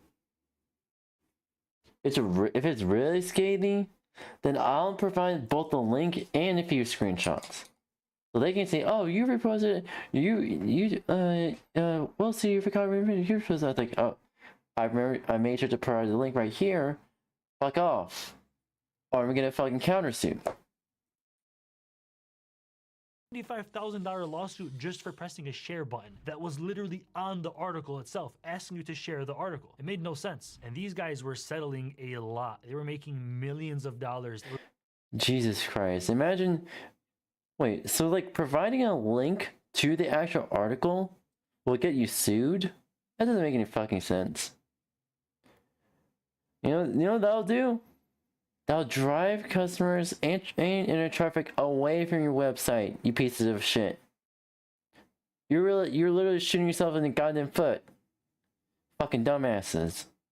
Basically printing money out of thin air until they sued the wrong people. They made a huge mistake of suing a group that was being represented by the EFF, the Electronic Frontier Foundation. These guys are basically the Avengers for internet rights and privacy. The EFF lawyers found an insane flaw in Righthaven's entire business model, and this literal one mistake destroyed their entire business into nothingness. The lawyers argued that Righthaven's whole business model was baseless because they asked the judge a simple question. Did Righthaven own the copyright at the exact moment that the infringement took place? The answer was no. The newspaper still owned it, not Righthaven, and they only got their rights afterwards. And so because of that, they are basically suing someone for something they never actually had the right to sue for. And a judge actually ruled that Righthaven had zero legal standing to actually sue in the first place. But it gets even crazier because the judge didn't just dismiss the case and say, oh, whoop-de-doo, let's just drop this case. He actually ordered Righthaven to pay the defendant's legal fees, tens of thousands of dollars, and then this happened again with another case, and again, and again, and again, until eventually they got sued so many times, they actually had to pay back everything and they had no more money left. They actually went bankrupt. They were actually so broke that the US judge ordered US Marshals to go into their office and start seizing property to pay off their debts, which is the same thing that copyright trolls make you do if you can't afford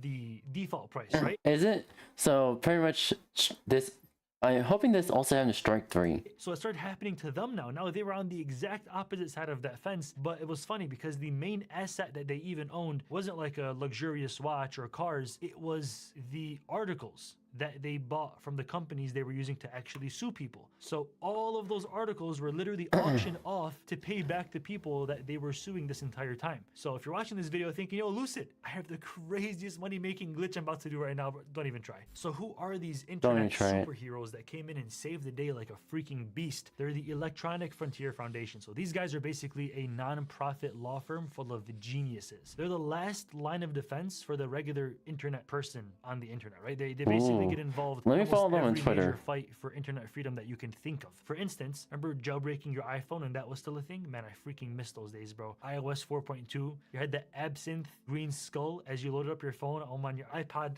Touch. Bro, I'm gonna cry right now. But back when jailbreaking was like really, really popular and was still the actual thing, Apple was like, wait, jailbreaking? That's actually illegal. And then the EFS was like, no, it's actually not illegal. So they went to court and they fought for years to make sure that you have the right to run whatever software you want on the devices that you legally purchased and you own and you paid out in full. And then in 2010, something crazy happened. The EFF actually won the case and they secured an official DMCA exemption that made jailbreaking legal. Now, thankfully, jailbreaking devices is not illegal. Otherwise, I'd probably be in some pretty big trouble for the video I made about the Nintendo Switch. thankfully.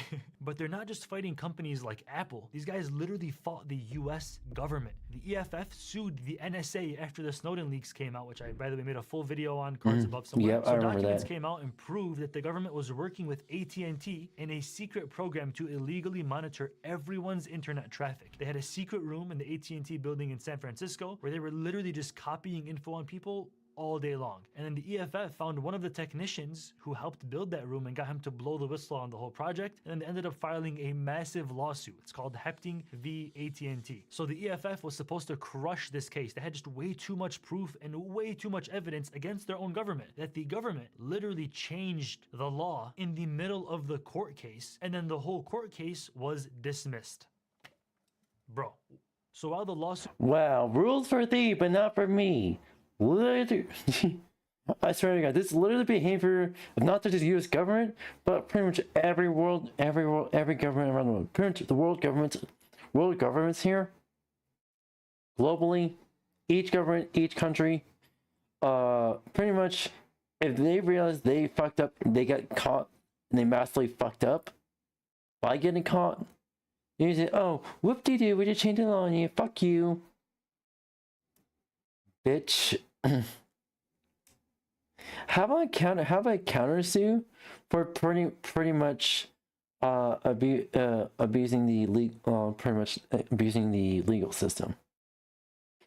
Was happening, the Bush administration at the time stepped in and passed a new law called the FISA Amendments Act in 2008. In that law, they buried something in there called retroactive immunity, which basically says all of those phone companies like AT&T that were secretly spying on the people of America for years, yeah, you can't sue them ever again or anymore. Sorry, peace. And literally dropped it right there as they were fighting the case with so much evidence. So technically, the EFF lost that case on paper, but in reality, they actually won. They won so much that the other side had to literally create new rules and basically cheat to get out of it. And the fact that we're still talking about this 17 years later, in my opinion, Jesus is Christ. a big dub in my book. So when it comes to copyright, can't sue.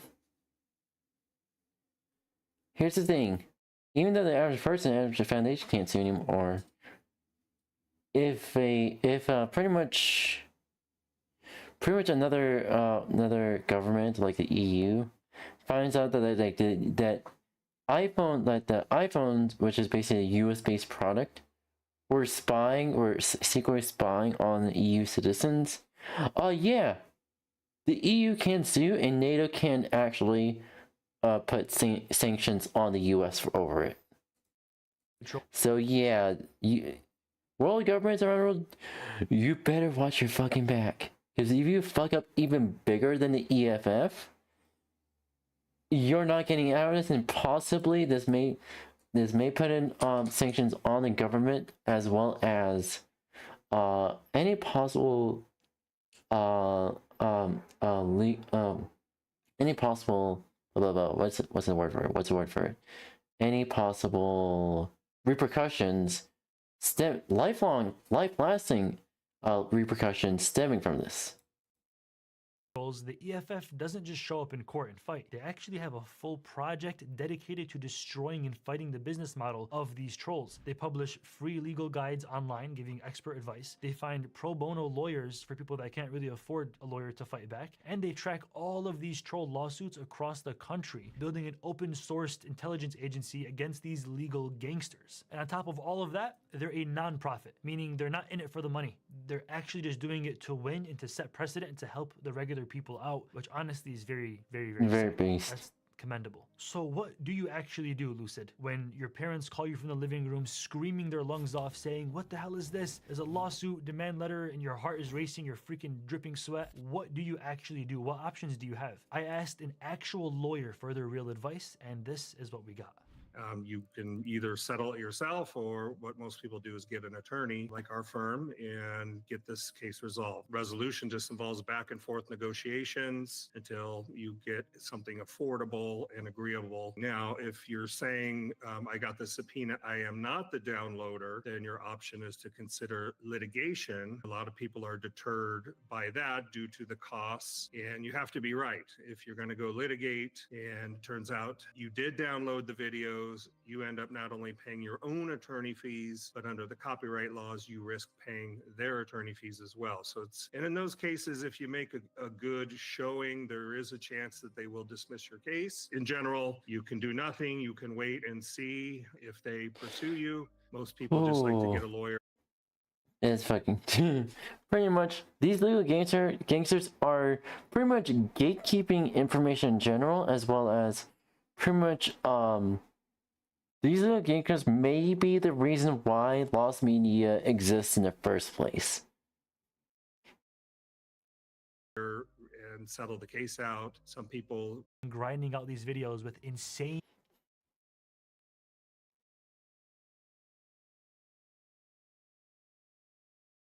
Alright, here you go. Roblox implemented this staggering system that stops terminated users from simply making another account. Their method of functioning and detecting such skepticism is by scanning their database for accounts with identical information such as your password, email, phone number, possibly username and birthday, and primarily your IP address and hardware ID. This seems like a pretty niche feature. If someone's account are to break Roblox's community standards and result in a termination, it's only logical that every other account linked back to them gets terminated too, due to evading an enforcement action, right? Of course. However, there's one little tiny problem. This flawless system will terminate anyone, whether or not you've never had a terminated account or had any record of breaking Roblox's community standards in any form. Or let alone never having Roblox account at all. This system can flawlessly wipe your account falsely in an instant. Now, sure, I might be over-exaggerating. This surely isn't a common issue, and Roblox surely reverts these actions, right? No! It's Roblox! What did you expect? This brilliant system of theirs has falsely flagged hundreds of thousands of accounts, and a good majority of accounts affected by this have not been unterminated. Of course, I wouldn't be making this video if I wasn't thrown into the loop as well. I'm sure you can take a guess that my main Roblox account has also very much been terminated for allegedly avoiding an enforcement action by creating or using another account. I'm sure you can also take a guess that I never avoided a termination by creating or using another account. The screenshot you're looking at was taken hours after I was terminated on the 13th of November, and you may notice something completely wrong about this screenshot. My ban review date was last August. Now, if I was terminated on the 13th of November of this year, and I took this screenshot on that same day, there's no other answer but this being Roblox's mistake. Sort of. What happened here was my main Roblox account was flagged for being an alternate account to evade a termination, meaning Roblox's system apparently found a Roblox account that somehow has a connection to my main account, and this other account was likely terminated in last August. Yeah, I think Roblox has a huge glitch with their cache, with how they cache data. Others have had this same effect, so this is likely the solution. So, if this is Roblox's wrongdoing, did I have to make this video? I can simply just send an appeal and clarify I'm innocent and did nothing wrong. And that's what I did. 150 times. In my first few appeals, I told the truth stating what I had just now talked about. My first appeal was rejected within minutes for the reason misusing Roblox's systems. That's very helpful, and so I sent another appeal with a slightly rewarded response. Same thing. I pleaded for my account that had thousands, tens of thousands of hours and dollars and dozens of games that were worked on so deeply that has now all been ripped away from me unfairly. I received the exact same response. This would be when I researched more into this enforcement ban system, and it became abundantly clear that I was not the only victim here. I would mainly stumble across a dev... I really hope... Okay, EFF, do Roblox over this, please. Forum post by 𝙂𝙚, stating 22 of his accounts were terminated. Obviously, he tried getting all of these accounts back to the best of his ability and sent a magnitude of appeals. Try to guess how many of his accounts are unterminated today. 1. That is not a joke. Only one singular account of his was successfully recovered, and the way he got it back was by lying in his appeal saying that his younger brother got terminated, and since they would be in the same household under the same IP address, 𝙂𝙚 would get terminated too. This method somehow unterminated one of his accounts. I forgot to mention, if this wasn't already crystal clear, this appeal system is entirely automated and reviewed by AI bots. It becomes painfully noticeable that it is when you don't get a dissimilar response and get rejected within the same minute you send an appeal. The fact that you can thankfully get your falsely terminated account back by literally using a copy pasta, lying and manipulating Roblox's AI is not sanitary and unsafe for the platform, considering anyone can do this, even users who have been rightfully terminated. Others have attempted this same method, including me, and whilst some accounts have been mind-blowingly reinstated because of this whack method, others haven't had quite the luck,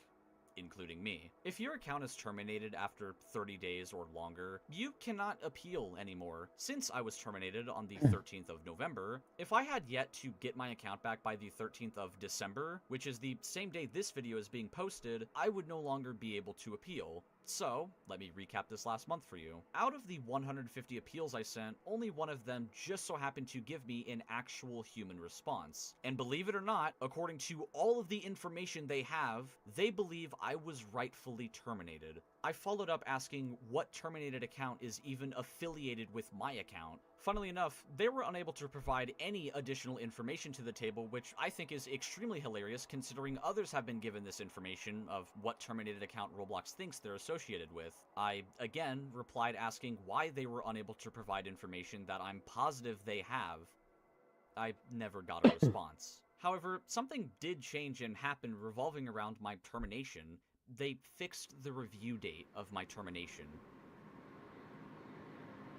This is what upsets me the most. My one and only theoretical of why the review date was incorrect has been completely thrown out of the window. Why cover up the old review date that now nullifies my theory that made Roblox look better in this case? Let alone, why remain me terminated? Was there ever a possible alternate account to begin with? Are they just heavily misunderstanding the situation, or do they just not care about their platform and its creators? Another artifact I wanted to mention in 1IK situation was Creekcraft, 𝙂𝙚𝙣𝙚𝙧𝙖𝙀, and Ruben_Sim. All popular YouTubers around Roblox acknowledged and shouted 1IK's rut of a situation to help him get all of his work and everything back. Still, only one account of his was reinstated, and we already know this recognition he got was not the reason he got it back. It's scary that no matter who you are, no matter how much support you have, things will likely not go your way and be enough, even if you're not the one at fault here. Popular Roblox YouTubers have been terminated for simplistic yet unbelievable reasons, and if they didn't have a good fraction of that support and popularity, they wouldn't get anything back. Someone affected by the system out there published a video as a last resort to get their account reinstated and blew up, receiving 500,000 views. It's cold that your only option to getting your account back is by hoping enough people randomly see your situation and shout it and support you. This is sad. Throughout the dev forum thread 1IK posted, one of the replies struck out to me a lot. To all the people that think, oh, it's not a big deal, many people are reporting this as well. So many people are getting enforcement banned, it's not even funny. And when you think it's not that serious, it happens to you. I was actually aware of the position 1IK was in just days before I was terminated. Like the paranoid person I am, I wanted to save and download every game in place of mine as a local file in case this very thing were to happen to me too and not lose everything. Of course, I'm also a bit lazy when it comes to tasks like this, and look where I ended up just a few days later. This quite literally can happen to anyone. If I got terminated among hundreds of thousands of others, you can too. I never downloaded any of my games in places to a local file. Over the months, I slowly have, but a good portion of my creations are just inaccessible now forever. I was actually working on another big, probably last Roblox game after a long time on a local file. I spent weeks, months working on it and was going to finish and release it exactly 2 weeks after I was initially terminated. I still had the assets in local files, so I tried continuing development on another account, and look where that got me a day later. I wanted to make this video as a resignation and final send-off to this platform for me. I'm not some crazily popular user on Roblox, even though I'm somewhat known for a few games of mine out there for being really difficult or really depressing. I just don't think I have enough support and ability to somehow impact Roblox enough to change their mind. Even if this video amasses hundreds of thousands of views, which it likely won't, I still think I'm just not going to get these years worth of everything back. And I've unfortunately stopped caring and accepted that fact a long time ago. It sounds blunt saying I stopped caring about the situation after a few days and moved on, but a multitude of people have been clearly put under a lot of immense stress relating to this enforcement ban system, including me. But regardless of how hard and deeply I've thought about this for the last month, having only this on my mind, unable to focus on everything else around me, I'd still be in the same position I'm in right now, just without this unnecessary stress and be able to focus on other stuff. I'm sure the situation matters a lot more to some people, but the only piece of advice I can really give to others going through this same problem is to just not think about it. Thinking and stressing about this for weeks or months only limits you from doing other stuff around you in your life and nothing else. But don't lose hope. There have been some people who have gotten their accounts reinstated by some miracle, so don't take this message as a accept the loss and move on thing, because the probability of getting your account back isn't zero. I'm, on the other hand, basically quitting Roblox for good. Even if my account is dismissed and back in my hands, I just can't bother to interact with their outrageous platform just to possibly get terminated again for something out of control in the future, and it sucks. It really does. It really sucks that you have to quit a game because the company is so incompetent with their bans and appeal system that you pretty much give up on them entirely. You know what will happen if this actually becomes like... We already had a situation with YouTube banning millions of accounts. They use AI banning million accounts. The second they ban the wrong account is the second they fuck up. Pretty much. If enough users exit the platform after a ban wave that wrongfully terminated millions of fucking accounts, Roblox gonna see what's going on, try to appeal and say we're sorry, here's compensation for Roblox, whatever. Nobody's gonna return back because Roblox is incompetent. Roblox, if you don't fix your fucking moderation system, you are gonna lose that money in your stocks and you fucking crash. I've seen this happen time and time again. Don't you dare think that this is not gonna happen to you. It will fucking happen to you. I plan to make a pretty long and impactful video on Roblox's 20th anniversary, talking about a lot of history and experiences I've had with the platform, and that's basically not happening anymore because of Roblox's decisions.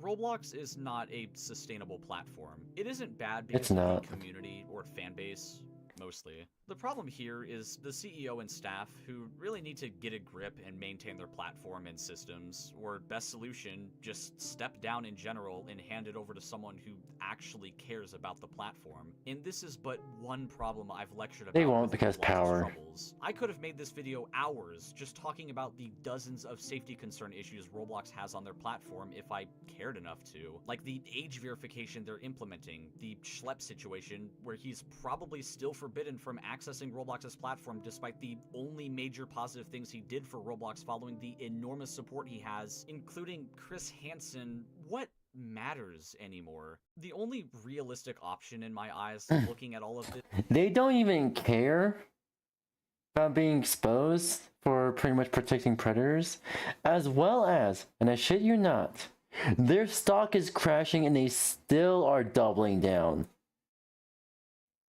They don't fucking care. They seriously don't fucking care. This is just quitting the platform. It's never going to change. David doesn't care. Their platform has only gotten worse, and it really isn't worth stressing about the terrible decisions they're making. This is simply my decision, and I don't want to turn this into some call of protesting or boycotting, having others leave the platform because of the actions Roblox bestowed onto me and others. I find doing that, especially for a person like me, very futile for something to actually make a difference, even if everyone that knew me would resign from Roblox's platform. It's your decision at the end of the day, and I'm partly making this video just as a... It should be the decision of millions of Roblox users at this point to just quit Roblox. To get the message to Roblox saying, hey, you fucked up, we're leaving. no matter how much Rosie do, plead and cry and say, apologize, plead and cry, nothing gonna fix the fuck up. Public statement of what happened to my Roblox account, since some are only now beginning to notice or have yet to even notice this situation I'm in, and I'm sort of just tipping my hat off to Roblox as a final goodbye, so it's your decision. Yeah. But seeing the condition of what Roblox has done to their platform over the years, I'm not surprised if you end up making the same decision I did. Yep. It's great. If a game is not fun, why bother? Anywho, chat, I'm just pretty much gonna end off today's stream here. And I just want to say, just pretty much thank you everyone for joining today's stream. My name's Green Blitz, I'm a Friday streamer. I stream all day video games, chess, as well as I draw art, and hopefully I'll be doing 3D modeling for everyone here. Then we said I'm probably going to make dinner later tonight and just relax. That being said, I gotta get going now, Blitzies. Bye bye, matinee.